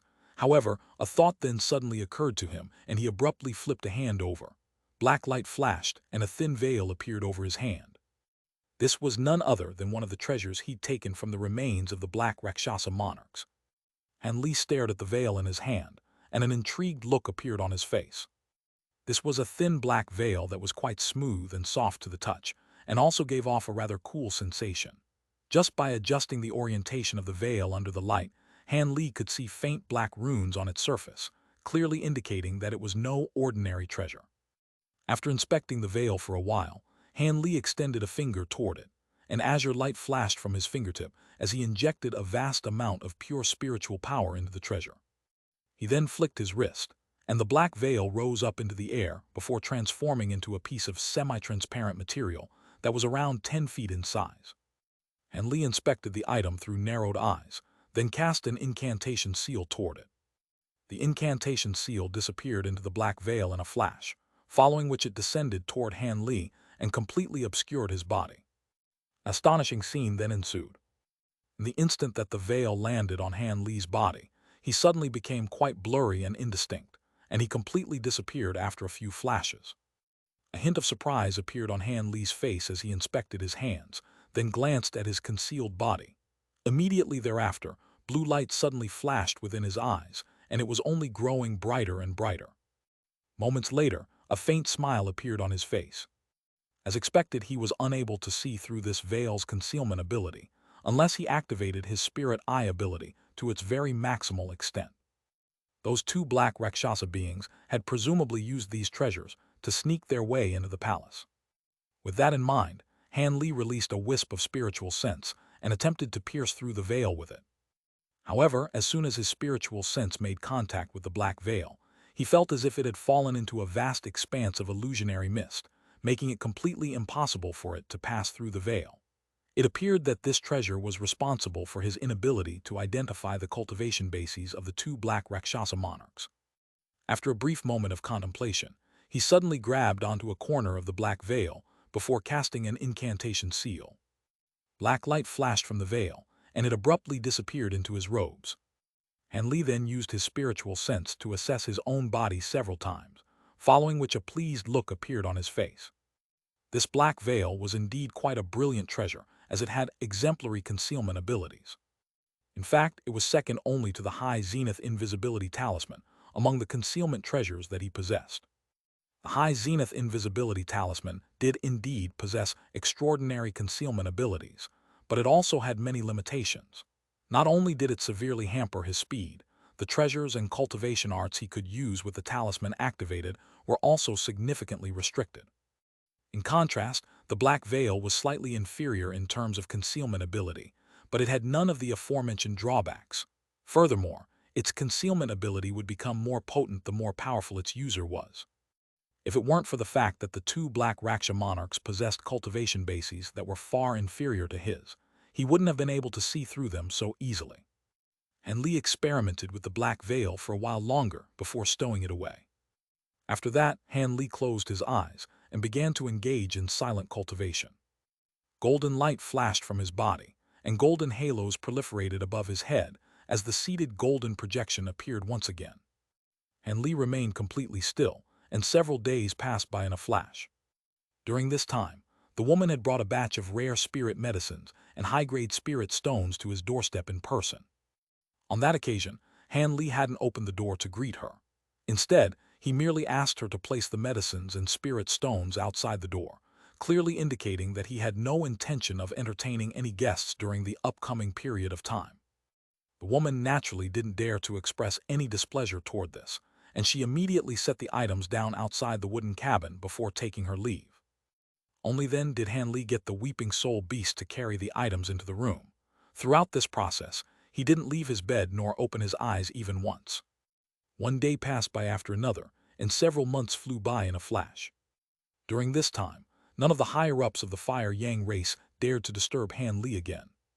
On this day, Han Li suddenly opened his eyes, then opened his mouth to expel a ball of silver flames. The silver flames immediately transformed into a fist-sized silver fire raven. It was none other than the spirit engulfing fire raven. Han Li looked at the fire raven, and a hint of surprise flashed through his eyes. At first glance, the bird's appearance didn't appear to have changed at all, but after sweeping his spiritual sense toward it, he discovered that something seemed to have appeared within its body. Blue light flashed through his eyes, and he was finally able to identify what this thing was. Within the silver flames, a series of barely visible golden threads had appeared. These golden threads had only appeared after the spirit engulfing heavenly flames had completely refined the so-called revolving evil spirit light, so there was most likely a direct correlation between the two. After a brief moment of contemplation, Han Li made a hand seal before pointing a finger at the silver fire raven in front of him. The fire raven immediately spread its wings before flying in circles in the air above Han Li. Letter 1D6A, letter 1D5FF, letter 1D5F2, letter 1D4, 1E, letter 1D6A0, letter 1D556, letter 1D68C, letter 1D5FC, letter 1D5FA. Immediately thereafter, the fire raven opened its mouth to blast forth a thin golden and silver thread. The thread struck the restriction that Han Li had set up in a flash, and the white light barrier tremored slightly before the thin thread was able to pass through it without any impediment. Following another flash, the thin thread re-entered through the light barrier, encountering no obstruction whatsoever yet again. The fire raven then blasted the thin thread out of its mouth again, aiming it at a wooden chair in the room on this occasion. The scenes that unfolded next immediately sent a stir running through Han Li's heart. After the thin thread flashed past the wooden chair, the latter immediately turned into a pitch-black color before being corroded into nothingness. This golden and silver thread really was extraordinarily toxic. Han Li exhaled as he made a hand seal, and the silver fire raven flew toward him before disappearing into his body in a flash. Han Li then closed his eyes and entered a meditative state. However, in the next instant, he suddenly opened his eyes again as his brows furrowed slightly. Right at this moment, a voice sounded from outside. Junior Xianxia is here to pay her respects to Mr. Han. May I have the honor of requesting an audience with you, Mr. Han? This was an unfamiliar female voice that carried with it an irresistible air. Xianxia, Han Li was rather perplexed. He was sure that this was definitely the first time he'd heard such a name. With that in mind, Han Li released his spiritual sense, and it passed through the white light barrier, thereby allowing him to glean the scenes outside the wooden cabin. There he discovered a woman who appeared to be in her mid-20s in an azure palatial dress. She was extremely beautiful, and there was an indescribable air of regal grace about her. Han Li swept her spiritual sense toward her, to find that this young woman possessed a mid-deity transformation stage cultivation. After a brief pause, he slowly asked, "Who are you? You're not a Fire Yang being from Firecloud Island, are you? How do you know that I'm staying here?" "I'm the master of Bai Zhe of the Fire Yang race. I heard that the Fire Yang race was in grave danger, so I came here to offer them my assistance, but I heard that you had already saved the entire race. My disciple told me that you're immensely powerful and could be a senior of the upper 3 tiers of upper race, so I decided to pay you a visit in the hopes that I could perhaps learn something," the woman said with an earnest smile on her face. "You're that little girl's master. All right, I wanted to come out of seclusion in the next few days anyway, and I also have some questions for you. Seeing as you've paid me a visit, it looks like I have no choice but to meet you," Han Li chuckled. Before Xianxia had a chance to reply again, the white light barrier around the wooden cabin suddenly dissipated, immediately following which the wooden door opened of its own accord. The woman hesitated briefly before calmly making her way into the cabin. After entering the cabin and catching sight of Han Li, a hint of surprise flashed through the woman's eyes. It was quite clear that Han Li's youthful appearance came as quite a surprise to her. However, a respectful look immediately appeared on her face after she swept her spiritual sense toward Han Li, and she extended a curtsy as she said, "You really are a being of the upper 3 tiers of the upper race. It appears I was right to come here. Your cultivation base is nothing to be scoffed at either, fellow Taoist. Take a seat," Han Li said in a calm manner as he inspected the woman with a faint hint of blue light flashing through his eyes. Xianxia expressed her gratitude before taking a seat on a wooden chair beside the bed. "You're using wind attribute cultivation arts, right?" Han Li suddenly asked. His question immediately brought a hint of surprise to the woman's face. "How did you know, senior? Could it be that we've met before?" Xianxia asked. "That's not the case. It's just that your movements are quite light and graceful, and the aura of the treasures you're carrying are all of the wind attribute, so I deduced that you were perhaps a wind attribute cultivator," Han Li explained in a calm manner. Han Li's reply was quite nonchalant, but the woman was quite stunned. It wasn't difficult to identify a person's cultivation base at a glance, but it was quite extraordinary that he was able to even identify the attributes of the treasures hidden within her body. As these thoughts raced through her mind, the expression on Xianxia's face became even more respectful as she carefully said, "Your wisdom is truly unmatched, senior. I am indeed mainly using wind attribute cultivation arts. I heard from Zhe that you're a sword cultivator, and that you're not from our Flame Coral Islands, senior. May I ask if you're from the Thunder Continent or perhaps elsewhere in this nearby region?" Han Li smiled upon hearing this, and he replied, "I'm neither from the Thunder Continent nor from anywhere nearby." Xianxia's brows furrowed slightly upon hearing this, but a thought then suddenly occurred to her as she exclaimed, "Does that mean you're from another continent, senior?" "You really are a smart person, Fairy Qing," Han Li replied with a smile. Xianxia's heart jolted with shock upon hearing Han Li's admission. Only after a long while did the shock on her face fade, and she exhaled as she said, "The fact that you were able to get here from another continent is a testament to your abilities, senior. It's no wonder that you were able to kill those 2 black Rakshasa monarchs so easily." However, most seniors from other continents traveling to our Thunder continent wouldn't pass through our flame coral islands. So, you're the first cultivator from another continent to have graced this region in the past 10,000 years. Hee, when you put it that way, I feel quite honored. However, I must clarify something. I never intended to come here, and I only ended up in this place as a result of an accident, Han Li replied with a wry smile. Regardless of how you got here, it's undeniable that you possess extraordinary powers, Senior. I've encountered a few issues with my cultivation recently. Would you be able to enlighten me, Senior? Qing Zhao asked with a smile. I wouldn't dare to claim that I can provide you with enlightenment, but we certainly exchange our knowledge with one another, Han Li replied with a calm nod. Qing Zhao was ecstatic to hear this, and she immediately expressed her gratitude. She was naturally aware that even though Han Li was speaking about this as if it were a fair exchange, she was the one that would be benefiting far more from this due to the vast disparity between their cultivation bases. Thus, the woman began to make cultivation-related inquiries to Han Li. Even though the cultivation arts they were using differed quite drastically, there were common issues that the vast majority of cultivators encountered at certain points in their cultivation. Han Li made no effort to hide anything, either. After carefully listening to the issues she raised, he really did give her some useful instructions. Even though he didn't say much, he was still a spatial tempering cultivator, so his guidance was undoubtedly vastly beneficial to Qing Zhao. As such, she was ecstatic as she listened with rapt focus, and her eyes were bright with excitement. Of course, the woman also revealed some of her cultivation secrets during this process, and some of those aspects were also somewhat helpful to Han Li as well. Thus, the two of them conversed with each other for half a day. After Han Li answered the woman's final questions, she closed her eyes and silently processed his response for a long while before suddenly opening her eyes. She then rose to her feet and extended a grateful bow toward Han Li as she said, "Thank you for your guidance, Senior. Your teachings have saved me at least several decades of arduous cultivation." "It wasn't much. I was merely answering your questions. Besides, I have some things that I'd like to ask you as well, so it'll be an exchange of sorts," Han Li replied in a calm manner.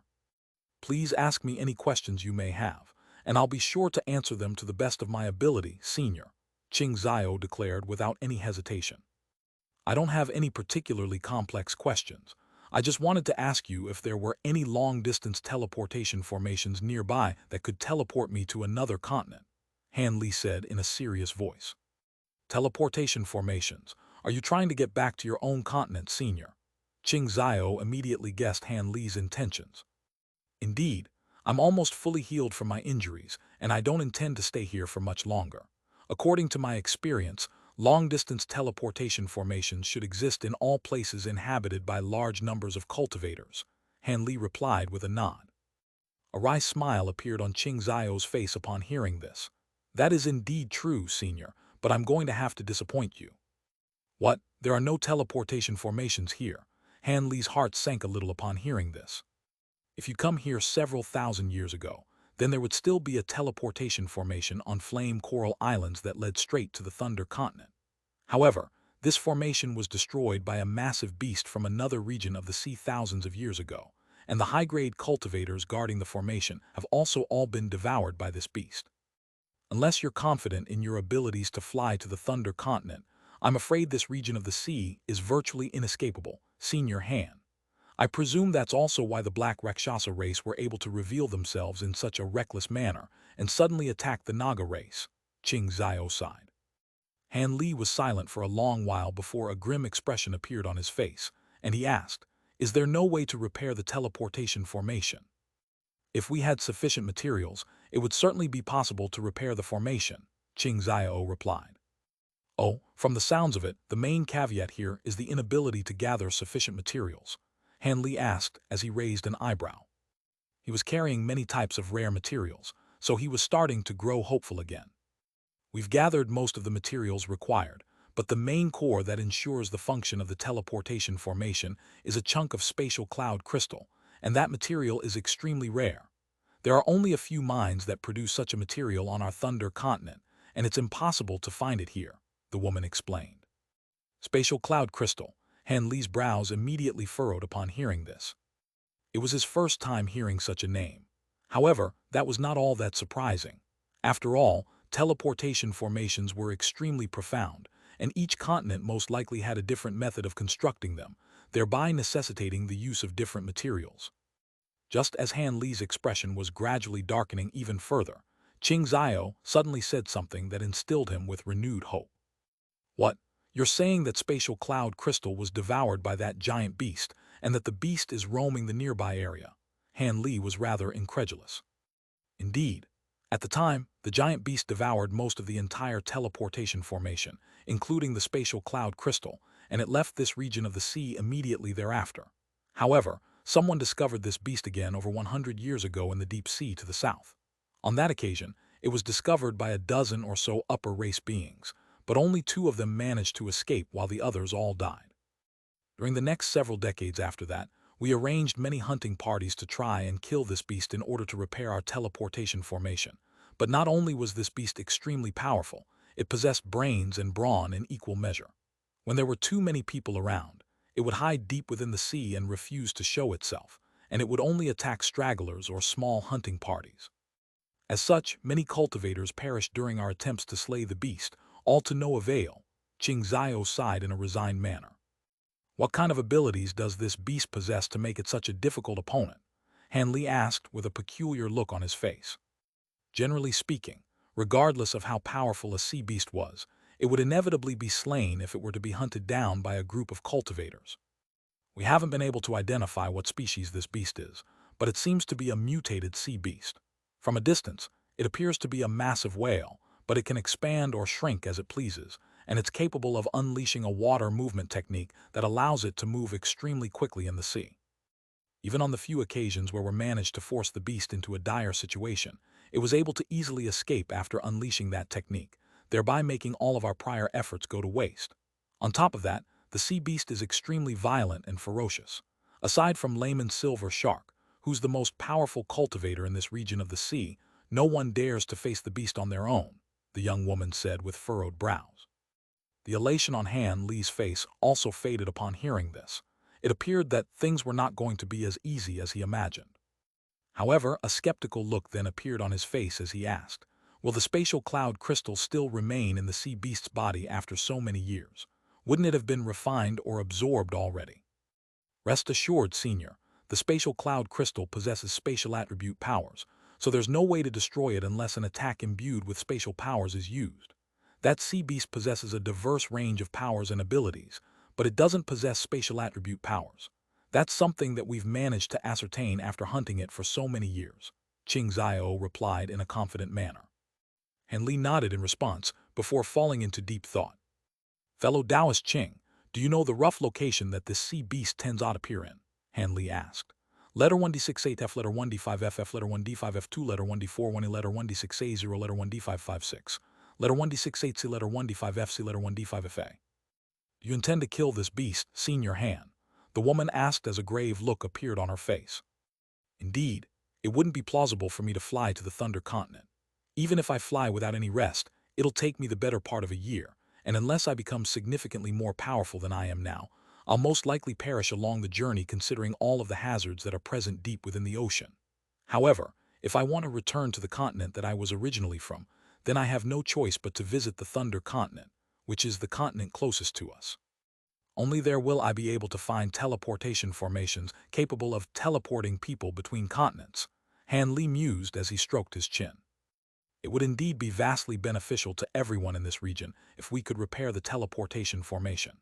This region of the sea has a few decent spirit veins, but cultivation resources are sorely lacking, and many people have reached bottlenecks, only to find themselves unable to progress any further. After a few more millennia, all of the cultivation resources in this area would most likely be completely exhausted. If you intend to hunt down this beast, then how about you join forces with us, Senior?" the woman offered with a smile. She then paused momentarily before continuing. "Truth be told, I left my cave abode on this occasion to visit Layman's silver shark on his island as he was trying to organize another hunting party to kill that sea beast. I've actually come here to visit you with the intention of inviting you to come along with us, Senior. If you can repair the teleportation formation, then of course I wouldn't mind working with all of you," Han Li replied with a smile. "Rest assured, Senior, we have all of the other materials ready, as well as capable formation masters who are able to repair the formation. All that we're missing is the spatial cloud crystal, Xianxia said with an elated expression. That's good to hear, Han Li nodded in response. With your assistance, there's a good chance that we'll be able to succeed this time. Layman Silver Shark has asked everyone to gather on Blue Lake Island located to the south in 4 months, and the hunting party will set off from there to search for that sea beast. If you truly intend to join us, then you'll just have to turn up on the designated date with this Silver Shark badge. Qing Zio flipped a hand over to produce a shimmering silver badge as she spoke. Han Li accepted the badge from her before giving it a quick inspection. The badge was of a gleaming silver hue, as if it had been forged from pure silver, and there was a large shark character emblazoned onto its surface. Han Li's expression remained unchanged as he stowed the badge away. Qing Zio was overjoyed to see Han Li agree to join their hunting party so quickly, and she chatted with Han Li for a while longer before finally taking her leave after extending a respectful bow. After she flew away as a streak of white light, the white light barrier appeared around the wooden cabin once again, and at the same time, the wooden doors slowly swung shut. Over 2 months later, a long cry and incessant cry erupted from the foot of the small mountain, piercing straight into the heavens. Almost all of the Fire Yang beings on the island heard this cry, and all of them turned toward that direction with bewilderment etched on their faces. The High Priestess was discussing somethings within the palace with some high-grade serpentine beings, and she immediately emerged from the palace upon hearing this sound. She stood on the plaza and cast her gaze toward the small mountain with a peculiar look on her face. Moments later, the long cry drew to an abrupt conclusion, following which a streak of azure light shot forth from the foot of the mountain. The streak of light reached an extremely high altitude in a flash, then flew toward the edge of the island. Not long after that, the silver streak of light appeared over the surface of the ocean several hundred kilometers away from Firecloud Island, heading toward the southern direction without any pause or delay. Han Li flew within the streak of light in a completely expressionless manner, while contemplating what he was about to do next. If he could join forces with the hunting party and slay the sea beast, then that would naturally be the ideal outcome. After recovering the spatial cloud crystal, he'd be able to head to the Thunder Continent, then return to the Tian Yuan continent from there. If they failed to kill the beast, then he'd have to wait in this area for further opportunities to arise or to hunt down the sea beast again in the future. In any case, he was carrying a large quantity of spirit medicines, as well as that small vial, and they would be sufficient to support his cultivation for a long time. Having said that, though, it had been a long time since Han Li had left the territory of the human race, and he was wondering what state the human race was currently in. Had a battle with other foreign races broken out? Was Deep Heaven City still standing? He hadn't stayed in that city for long, but he certainly didn't want to see the human race being wiped out. In reality, the main reason why he wanted to return to the territory of the human race was because he was worried that Nangong Wan might ascend to the spirit realm soon. According to his estimations, it would take quite a bit more time before Nangong Wan could ascend to the spirit realm through a spatial node, but he obviously couldn't reliably foresee the future. Perhaps Nangong Wan could have encountered some kind of miraculous opportunity that had taken her to the deity transformation stage, and maybe she'd already ascended to the spirit realm. With his current cultivation base and abilities, he was powerful enough to protect Nangong Wan on his own in the human territories. Even for one as calm and steadfast as Han Li, he couldn't help but be struck by a sentimental feeling at the thought of his beloved wife. However, it only took him mere moments to cast aside that train of thought and refocus on the task at hand. Much to Han Li's surprise, this journey was quite a smooth one. He slew a few insolent demonic birds that dared to attack him along the way, but he didn't even encounter so much as a single sea beast. Thus, over a month later, he finally arrived in an unfamiliar region of the sea. As he sped through the air, his spiritual sense scoured the area down below. According to the map that he was consulting, he should have been close to the so-called Blue Lake Island. However, there were no islands to be seen in the nearby area.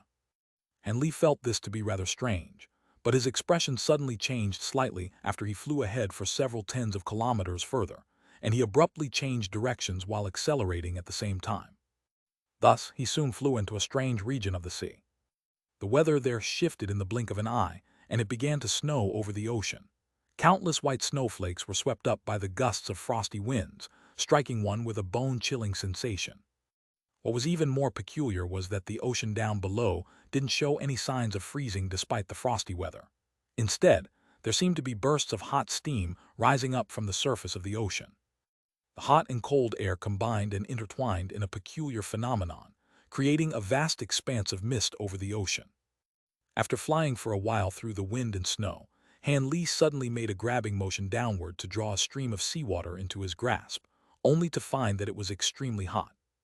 Han Li raised an eyebrow as he looked on at the mist in the distance, which was only growing denser as time passed, but he merely continued onward without any pause. As Han Li forged ahead, the wind and snow in the air above became even more frosty, but the sea was bubbling and churning as if it had reached a boiling point. However, Han Li merely ignored these peculiar scenes and continued to fly onward. After traveling for several tens of kilometers, the mist suddenly disappeared up ahead, and Han Li was greeted by the sight of a translucent island of ice. The snowstorm had already ceased here, but the air temperature only plummeted even further. The seawater here had also frozen to form a thin layer of ice, creating a stark contrast with the boiling seawater that Han Li had just witnessed not long ago. Han Li didn't take much time to ponder the issue before flying directly toward the icy island. From a distance, he could tell that this was quite a large island, one that was several times larger than Firecloud Island. This island was most likely the Blue Lake Island that had been annotated on the map. With Han Li's current speed, he was naturally able to reach the edge of the island in the blink of an eye. However, before he'd flown onto the island, a thunderous roar suddenly erupted up ahead from deep within the island. Han Li's expression changed drastically upon hearing this menacing roar, and all of the blood within his body began to churn violently. A bewildered look appeared on Han Li's face as he drew to an abrupt halt. He then immediately made a hand seal, and golden light flashed from his body as he activated his Provenance True Devil Arts. Through doing so, he was able to forcibly repress his churning blood, but before his bodily condition had completely returned to normal, the skin on his back was suddenly struck by a scorching sensation, as if it were being directly baked over an open flame. Han Li's brows furrowed, and he immediately took off the upper half of his robes to reveal his upper body. He then raised a hand, and a ball of golden light shot forth before transforming into a shimmering golden mirror. The mirror revolved in the air before appearing above Han Li, and spiritual light flashed from its surface as it instantly revealed to Han Li the scenes currently unfolding on his back. From the image in the mirror, Han Li discovered that 4 extremely clear and vivid tattoo-like images had appeared on his back. There was a vibrant rainbow phoenix, a massive azure bird, a 5-claws golden dragon, and a 5-colored peacock. These were none other than the manifestations of the 4 true spirit bloods that Han Li had absorbed into his own body. At this moment, not only were these 4 images shimmering with spiritual light, they were moving around incessantly as if they'd sprung to life. If it weren't for the fact that the power of his Provenance True Devil Arts was repressing them, it appeared that the 4 true spirit bloods were preparing to fly out of his body. Han Li was naturally quite astonished to see this. He had already used the 12 awakening transformations to completely refine the 4 true spirit bloods, so how was this happening? Furthermore, all of this had been caused by nothing more than that thunderous roar. Han Li's mind was racing rapidly, yet before he had a chance to figure anything out, another resounding roar erupted in the distance. Brilliant light erupted from the true spirit images on his back, and they began to thrash around even more violently, as if they were attempting to find some avenue through which they could leave his body. Han Li harumphed coldly as he made a hand seal, and golden light radiated from his body, following which the true spirit images immediately ceased moving. Han Li took a deep breath before waving a hand through the air, and the small golden mirror exploded with a dull thump, then dissipated into specks of golden light. Meanwhile, Han Li transformed into a streak of azure light and flew deeper into Ice Island, heading directly toward the direction where the thunderous roars had erupted from. These unsettling roars were able to disrupt the true spirit bloods that he'd already refined in his body, so he certainly couldn't leave this mystery unresolved. His decision to venture further into the island was also contributed to by the fact that he'd become vastly more powerful, to the extent that virtually no beings below the body integration stage could pose a substantial threat to him. Back when he was still at the deity transformation stage, he would have most likely been a lot more hesitant. After just a few flashes, the streak of azure light disappeared into the distance. The roars didn't seem to have come from very far away, But even after traveling for over 20 kilometers, Han Li still hadn't reached the source of the commotion. Furthermore, this ice island itself was also rather strange. It seemed to have been enshrouded under some kind of natural magnetic field that significantly hampered one's spiritual sense, thereby limiting his detection radius to less than 10 kilometers. However, after flying onward for a short while longer, Han Li's expression suddenly changed slightly as he drew to an abrupt halt. Moments later, spiritual light flashed in the sky up ahead, and 7 or 8 streaks of light of different colors came hurtling toward him. Han Li narrowed his eyes to try and get a better view of what was coming toward him, and the sight that he was greeted by sent a jolt running through his heart. The streaks of light flying in his direction consisted of a group of cultivators, all of whom were at around the nascent soul stage. All of them wore extremely horrified expressions as they flew as quickly as they could, indicating that seemed to be something extremely fearsome hunting them down. Han Li cast his gaze into the distance behind this group of fleeing cultivators, only to find nothing there. His brows furrowed, and he was just about to call out to these people when a thunderous roar erupted in the distance. One roar after another then rang out in a relentless sequence, and an astonishing turn of events unfolded. As the roars rang out in quick succession, the spiritual light around the bodies of the nascent soul cultivators flickered unsteadily, and their skin suddenly took on a vibrant red color. Immediately thereafter, several blood-curdling cries sounded as these cultivators' physical bodies and souls all exploded into clouds of blood mist in unison, then dissipated into nothingness. A grim look appeared on Han Li's face upon seeing this. Right at this moment, spiritual light flashed once again up ahead, and 2 more streaks of light came hurtling toward him. Han Li focused his gaze on those 2 streaks of light, and a hint of surprise flashed through his eyes. Within one of those streaks of light was a woman in a palatial dress. It was none other than Xianxia. Her companion was a young woman in a black dress who was not inferior to her in the looks department. However, both of them also wore horrified expressions, and their skin had also become quite flushed amid the string of resounding roars. Fortunately for them, they were able to maintain the layers of spiritual light around their bodies, and they managed to stave off the fate of self-detonation that befell those who had come before them. This was clearly because both of these women were mid-deity transformation cultivators, and their superior cultivation bases compared to the others was the key for their survival. Even so, both of them had clearly been severely debilitated and were flying significantly slower than they would otherwise have been capable of. Han Li raised an eyebrow, and he was just about to fly over to them when his expression abruptly changed, while his pupils contracted drastically. A murky gray shadow that was several thousand feet in size had appeared several kilometers behind the 2 women, and it was flying directly toward them. The string of thunderous roars was coming from none other than that gargantuan creature, and even though Han Li had activated his Provenance true devil arts, he could still feel the 4 true spirit bloods struggling to free themselves from his body. Even a cultivator of Han Li's powers was being adversely affected by these fearsome roars, so it was quite clear that the 2 women would be suffering to an even greater degree, seeing as they possessed far inferior cultivation bases compared to Han Li, and were also a lot closer to the gray shadow in the distance. As the giant creature began to close in, the 2 women decelerated even further, and it was as if they were flying through an invisible restriction that was exerting an immense resistant force. As such, the massive gray shadow was able to quickly close the gap between itself and its prey, and the 2 women could only turn around to unleash a series of attacks. A large bow abruptly appeared in Xianxia's hands, and a bone arrow was shot forth. The arrow then split into countless arrows mid-flight, conjuring up a rain of arrows that fell like a torrential downpour. Meanwhile, her companion raised a hand, and several streaks of white light surged through the air, all of which transformed into white lightning worms that hurtled toward the gray shadow. The attacks unleashed by the 2 women rapidly approached the gray shadow, but before they could draw close to its massive body, a burst of invisible fluctuations suddenly swept forth, causing all of the arrows and lightning worms to self-detonate on the spot. The gray shadow took advantage of this opportunity close in on the 2 women again, and after just a few flashes, it was only around half a kilometer away from them. Both women immediately turned deathly pale. With their cultivation bases, if that gray shadow were to draw any closer, they would also suffer the fate of self-detonation in the face of its devastating roars. In her panic, Xianxia finally caught sight of Han Li, and she immediately yelled, Mr. Han, save us. Qing Zio was appraising Han Li as if she just found her savior, and her female companion faltered slightly upon seeing her expression.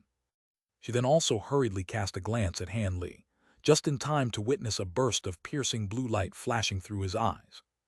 Han Li had activated his spirit eye ability, and he was staring intently at the gray shadow in the distance with a grave expression on his face.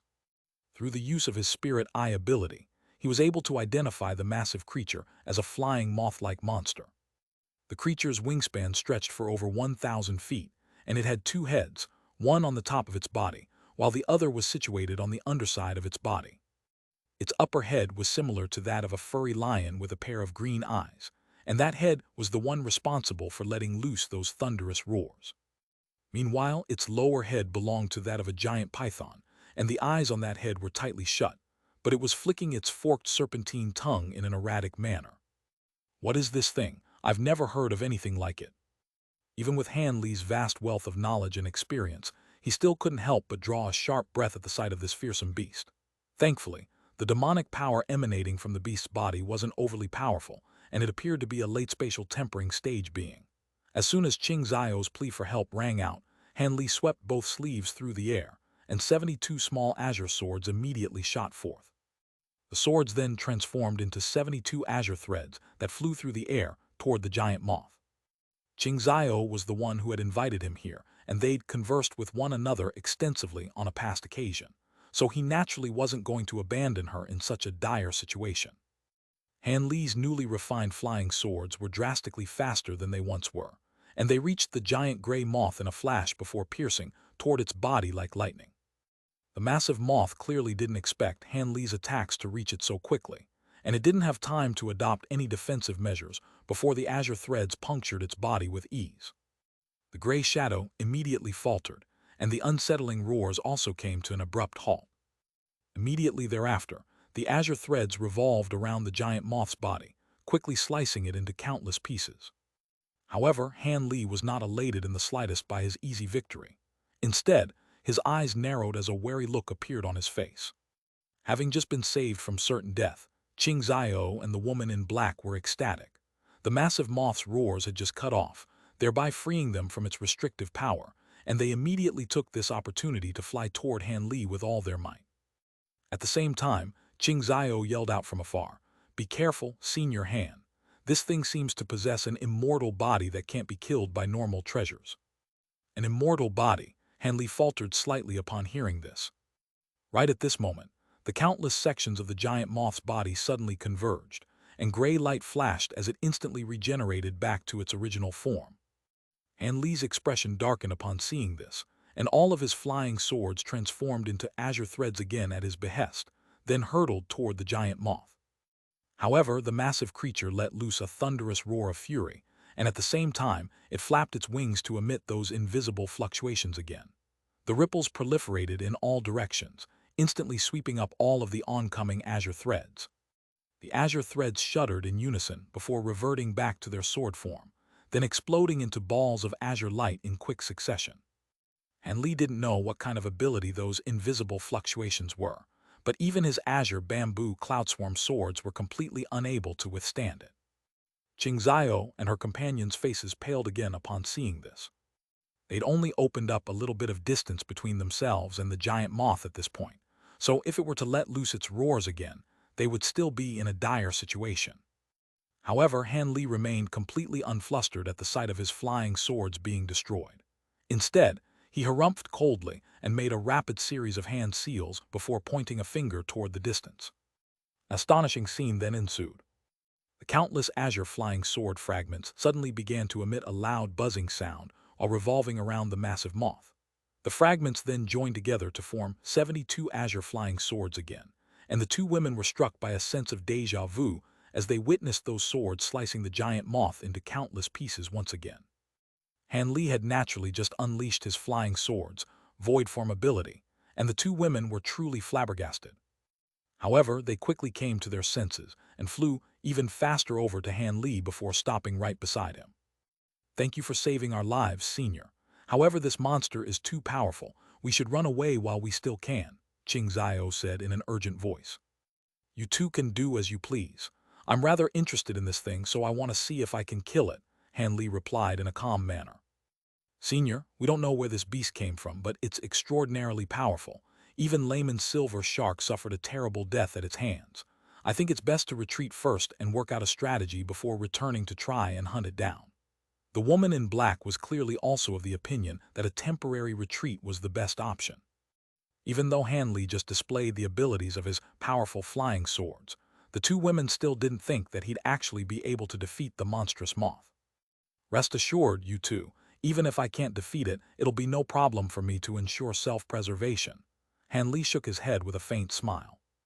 At this moment, gray light flashed in the distance, and the giant moth's body regenerated back to its original form again.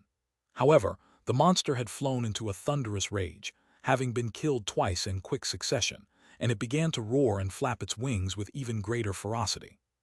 Earth-shattering booms akin to loud thunderclaps rang out as a series of ripples radiated from the moth's body, proliferating in all directions in a frenzy. All of the flying swords exploded into even smaller pieces than before. However, the massive moth had learned its lesson from last time, and it continued to flap its wings violently without any respite.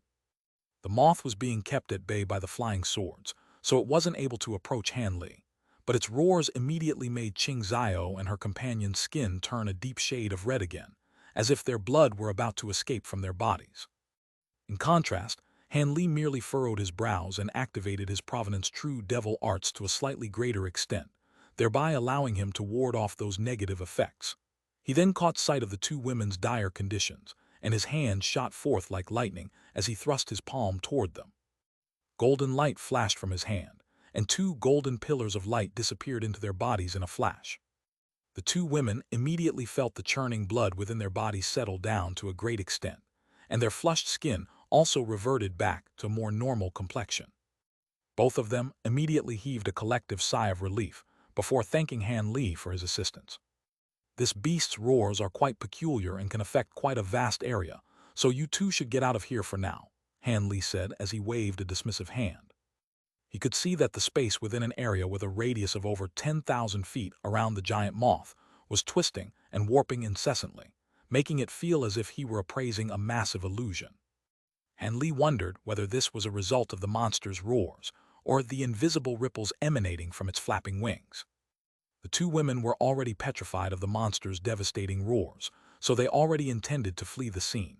They attempted to persuade Han Li to leave with them one last time, only to met by a refusal again. As such, they could only extend respectful parting curtsies before flying away as two streaks of light again. They fled for close to 100 kilometers, all the way until they reached the sea outside of the ice island's borders. Only there did the monstrous moth's roars completely fade. The two women stopped in midair before turning around to look behind them with lingering fear in their eyes. The woman in black took a moment to compose herself before asking, "Sister Qing, is that the Mr. Han you were talking about last time?" "Indeed. Mr. Han possesses the same cultivation base as Layman's silver shark, but he appears to be far more powerful," Xianxia replied with a nod. "No matter how powerful he is, there's no way that he could be a match for that monster. Even Layman's silver shark and his silverlight shark spirit beast working together could only last a few exchanges before they were killed by that thing. That monster's lower serpentine head is even more fearsome than its upper head. Senior Han's decision to engage it in battle really is quite unwise," the woman in black sighed. "That may not necessarily be the case. It appears that Mr. Han can remain completely unscathed in the face of the moth's roars, so he must have some kind of powerful protective ability. Also, the fact that he's so confident indicates that he'll at least be able to get away from that thing even if he can't defeat it. Let's wait here for now for the outcome of the battle. In the worst-case scenario, we'll just have to gather all of the upper beings among the races here to set up a few powerful formations to combat this beast." Xianxia was quite confident in Han Li's abilities, and she was already thinking ahead into the future. "In the face of such a powerful monster, we can only rely on the power of spell formations. Otherwise, no matter how many people we gather, all of them will simply fall to those accursed roars. Thankfully, this thing appeared here quite early. Otherwise, in a month from now, all of the members of the hunting party will be gathering here, and even more fellow Taoists would perish," the woman in black said with a wry smile. "That's true. I wonder where this beast came from. It doesn't appear to be a sea beast," Xianxia murmured to herself with a set of furrowed brows. A hint of confusion also flashed past her companion's face, and she naturally didn't have the answer to that question either. After the two women departed, Han Li's flying swords continued to be shattered into smaller and smaller pieces by the invisible power unleashed by the moth's wings. However, Han Li merely looked on with a cold smile on his face. This monster was at the late spatial tempering stage, and its abilities appeared to be quite powerful as well, but he certainly wasn't going to be fearful of it. After all, he was a simultaneous cultivator who had cultivated to the second part of the Provenant's true devil arts, and he possessed several insanely powerful abilities.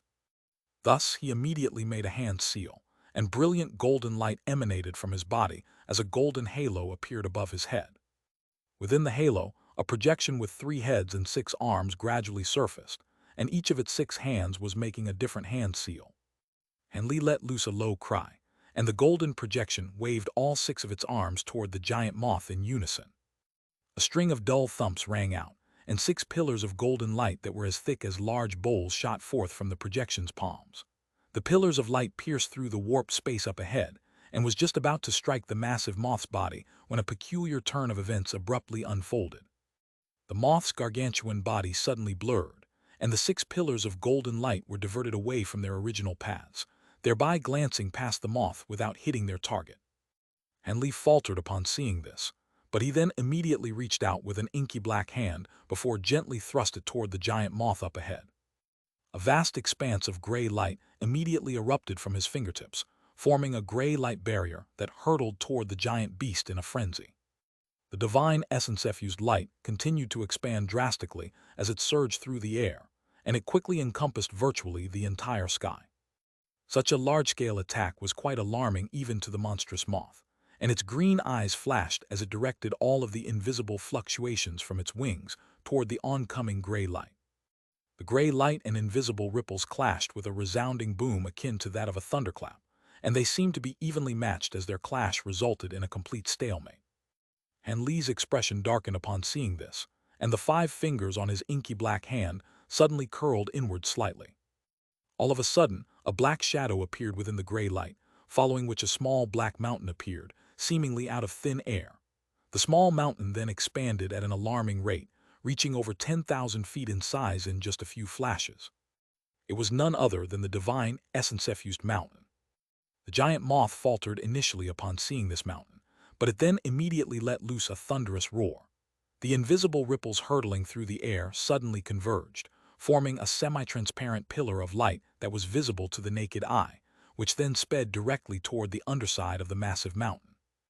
These invisible ripples had been able to pulverize Han Li's flying swords, so it wasn't difficult to imagine their destructive power when condensed into a single pillar of light.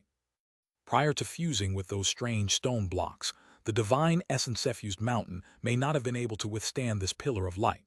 However, ever since those stone blocks had been melted into it, the mountain had become resolute to an incredible degree.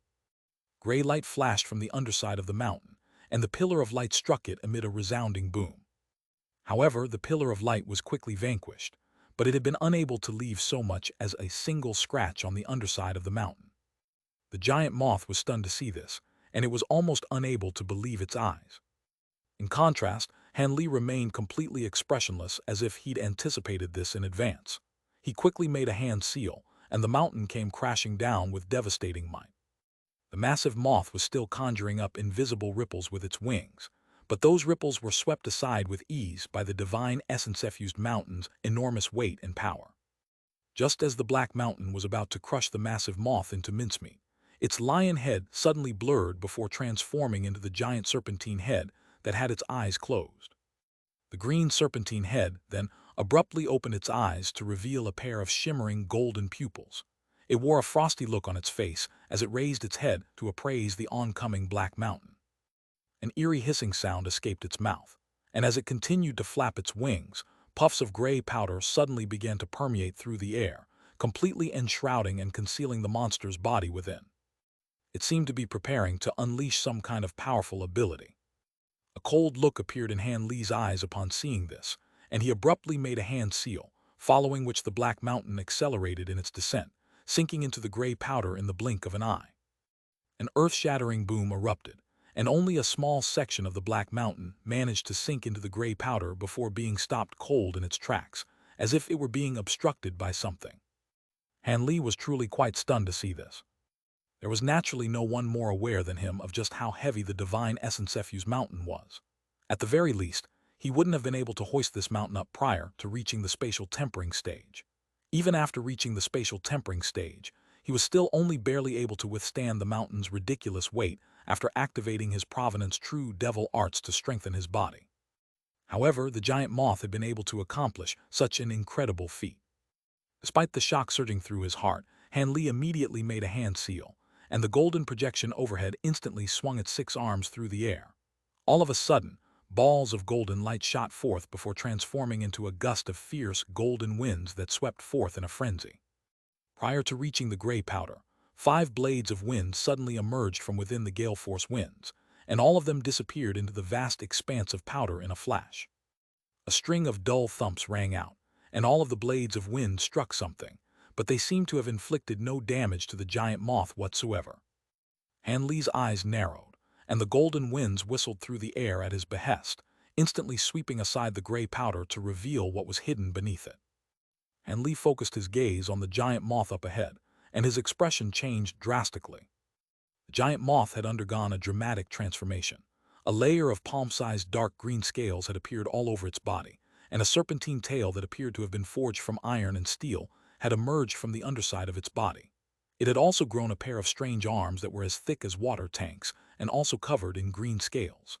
These arms were currently raised up into the air to keep the descending divine Xianxia mountain at bay. Han Li's eyelids twitched upon seeing this. The transformation that the moth had undergone wasn't all that surprising to him, but how had it managed to attain such enormous power? Even while hoisting the divine Xianxia mountain above its head, the creature was still showing no signs of strain, thereby indicating that its strength exceeded even that of Han Li. A cold light flashed through Han Li's eyes upon seeing this, and the pulverized fragments of his flying swords suddenly flashed with azure light, then transformed into 72 azure threads again before hurtling toward the monstrous moth. For some reason, Han Li's instincts told him that following the giant moth's transformation, it no longer possessed an immortal body. As such, he immediately conjured up his flying swords again to try and kill this beast once and for all. A loud hiss suddenly rang out from the serpentine head's mouth, following which a series of transparent shields appeared over its green scales. All of those shields were hexagonal in shape and appeared to have been constructed from a crystalline material, forming, essentially, a suit of armor that covered its entire body. The azure thread struck these transparent shields, only to be repelled amid flashes of white light, completely unable to damage the giant moth's defenses. And Li's expression darkened even further upon seeing this. He was scrambling for another course of action when the giant moth suddenly straightened both of its arms, and an ear-splitting boom erupted as the massive black mountain was flung into the air. Letter 1D453, letter 1D45F, letter 212F, letter 1D626, letter 1D4CC, letter 1D626, letter 1D450, letter 2134, letter 1D4C2. Immediately thereafter, all of the crystalline shields all over its body flashed in unison before exploding to form balls of scintillating white light, all of which converged to create an artificial white sun. The white light was simply far too bright. Even after activating his spirit eye ability, Han Li could still feel his eyes throbbing with pain. However, that split second was enough for him to identify what lay beyond the scintillating barrier of white light, and his lips twitched in response to what he saw. There was nothing beyond the vast expanse of white light. The giant moth had disappeared without a trace in the instant that he'd closed his eyes. However, with Han Li's extensive battle experience, he certainly wasn't going to give his opponent an opportunity to land a surprise attack on him. As such, he rustled his sleeve almost in the exact same instant that the giant moth had disappeared, and 5 white skulls shot forth from within. The skulls revolved around Han Li before blasting forth bursts of 5-colored flames in unison, encompassing an area of over 1,000 feet. All of a sudden, a monstrous cry erupted several hundred feet away from Han Li, and a black figure that was around 70 to 80 feet in size abruptly appeared within the 5-colored flames. It was none other than the monstrous moth that had just disappeared. The moth had shrunk down to less than a tenth of its original size, and it was moving extremely slowly within the flames, appearing as if it had been trapped within. Han Li was ecstatic to see this, and he immediately opened his mouth to expel a ball of silver flames and a small azure cauldron at the same time. The silver flames transformed into a silver fire raven that was around a foot in size, and it immediately hurtled through the air. Meanwhile, the small azure cauldron began to emit a faint buzzing sound before its lid flew off of its own accord. A clump of azure threads then shot forth from within before immediately vanishing on the spot. In the next instant, spatial fluctuations erupted from above the giant moth's head, and the azure threads emerged out of thin air before dispersing and instantly enveloping the giant moth's body.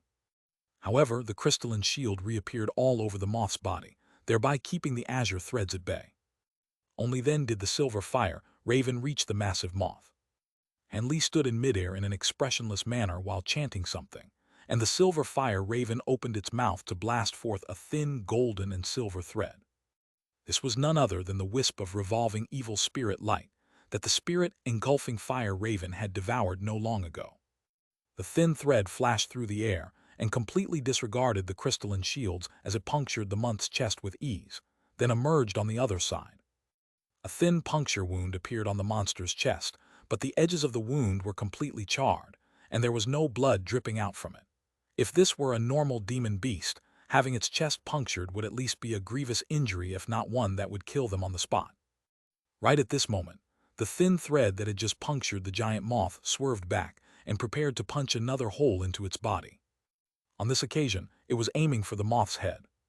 However, layers of piercing light suddenly appeared over the monstrous moth's body, and it tore through the restrictive five-colored flames around it with its enormously powerful arms. It then slammed its palms together in front of its chest, and an earth-shattering boom rang out, following which sound waves that were visible to the naked eye instantly proliferated in all directions. All of the five-colored flames in the surrounding area were swept aside by these immensely powerful sound waves. At the same time, the giant moth suddenly turned around to appraise the oncoming thin thread with a cold look in its golden eyes. All of a sudden, two streaks of golden light suddenly shot forth from its golden eyes, and they combined as one before striking the oncoming revolving evil spirit light with unerring accuracy. The two clashed, and the revolving evil spirit light transformed into a ball of golden and silver light before exploding into nothingness. Only then did the spirit engulfing fire raven spread its wings and hurtle directly toward the giant moth. However, the massive python head suddenly opened its mouth to blast forth a ball of black liquid that temporarily trapped the fire raven within. Immediately thereafter, the giant moth abruptly whipped its massive tail through the air, and its body twisted around before flying toward Hanli like a speeding arrow. The space in front of the moth then twisted and warped, following which it suddenly disappeared. Hanli immediately laid a finger on his own glabella upon seeing this, and black light flashed as his law-destruction eye appeared. Streaks of black light then shot forth in all directions from within the eye, all of which disappeared into space in a flash. A resounding boom rang out as one of the streaks of black light disappeared into space over 100 feet above Hanli, forcing the giant moth to reveal itself as it stumbled out of thin air. In the instant that the monstrous moth was forced to reappear, it fixed an intense gaze on Hanli, and two streaks of golden light shot forth from within its golden eyes. The moth also swung its serpentine tail toward Hanli with devastating might, leaving a trail of afterimages in its wake. At the same time, the giant moth swung its powerful arms directly toward the top of Hanli's head. Having been wounded by Hanli on several occasions, the giant moth was at the height of its rage, and it was engaging Hanli in close-quarters combat so it could tear him apart with its bare hands in order to vent its fury. Instead of being alarmed by this development, Hanli was quite elated that the giant moth had voluntarily closed down the distance between the two of them. The golden projection above his head suddenly flashed before disappearing into his body, and in the next instant he let loose a loud cry. Immediately thereafter, shimmering golden scales appeared all over his body, and 4 golden arms also sprouted from his back. At the same time, a golden weapon appeared in each of his hands, and they consisted of a saber, a sword, a staff, a ring, a pestle, and a mace. His law-destruction eye then flashed as a thick pillar of black light shot forth to strike the 2 oncoming pillars of golden light. After that, he swung his 6 arms through the air, and 2 of the golden weapons were swung toward the moth's gargantuan tail, while the other 4 manifested into a vast expanse of golden projections that formed a barrier above him. The serpentine tail clashed with a pair of Han Li's golden weapons amid an earth-shattering boom, and Han Li was knocked back a few steps by the force of the collision. At the same time, the 6 golden weapons in his hands also crumbled before vanishing without a trace. However, the giant moth certainly hadn't gained the upper hand during that clash. Not only was its serpentine tail repelled away, its 2 monstrous arms had clearly been severely wounded and reduced to masses of gory flesh and blood. This monstrous moth perhaps possessed slightly superior strength to Han Li, but its body was nowhere near as stalwart, and the small crystalline shields it had conjured up didn't appear to be very effective against attacks from actual weapons.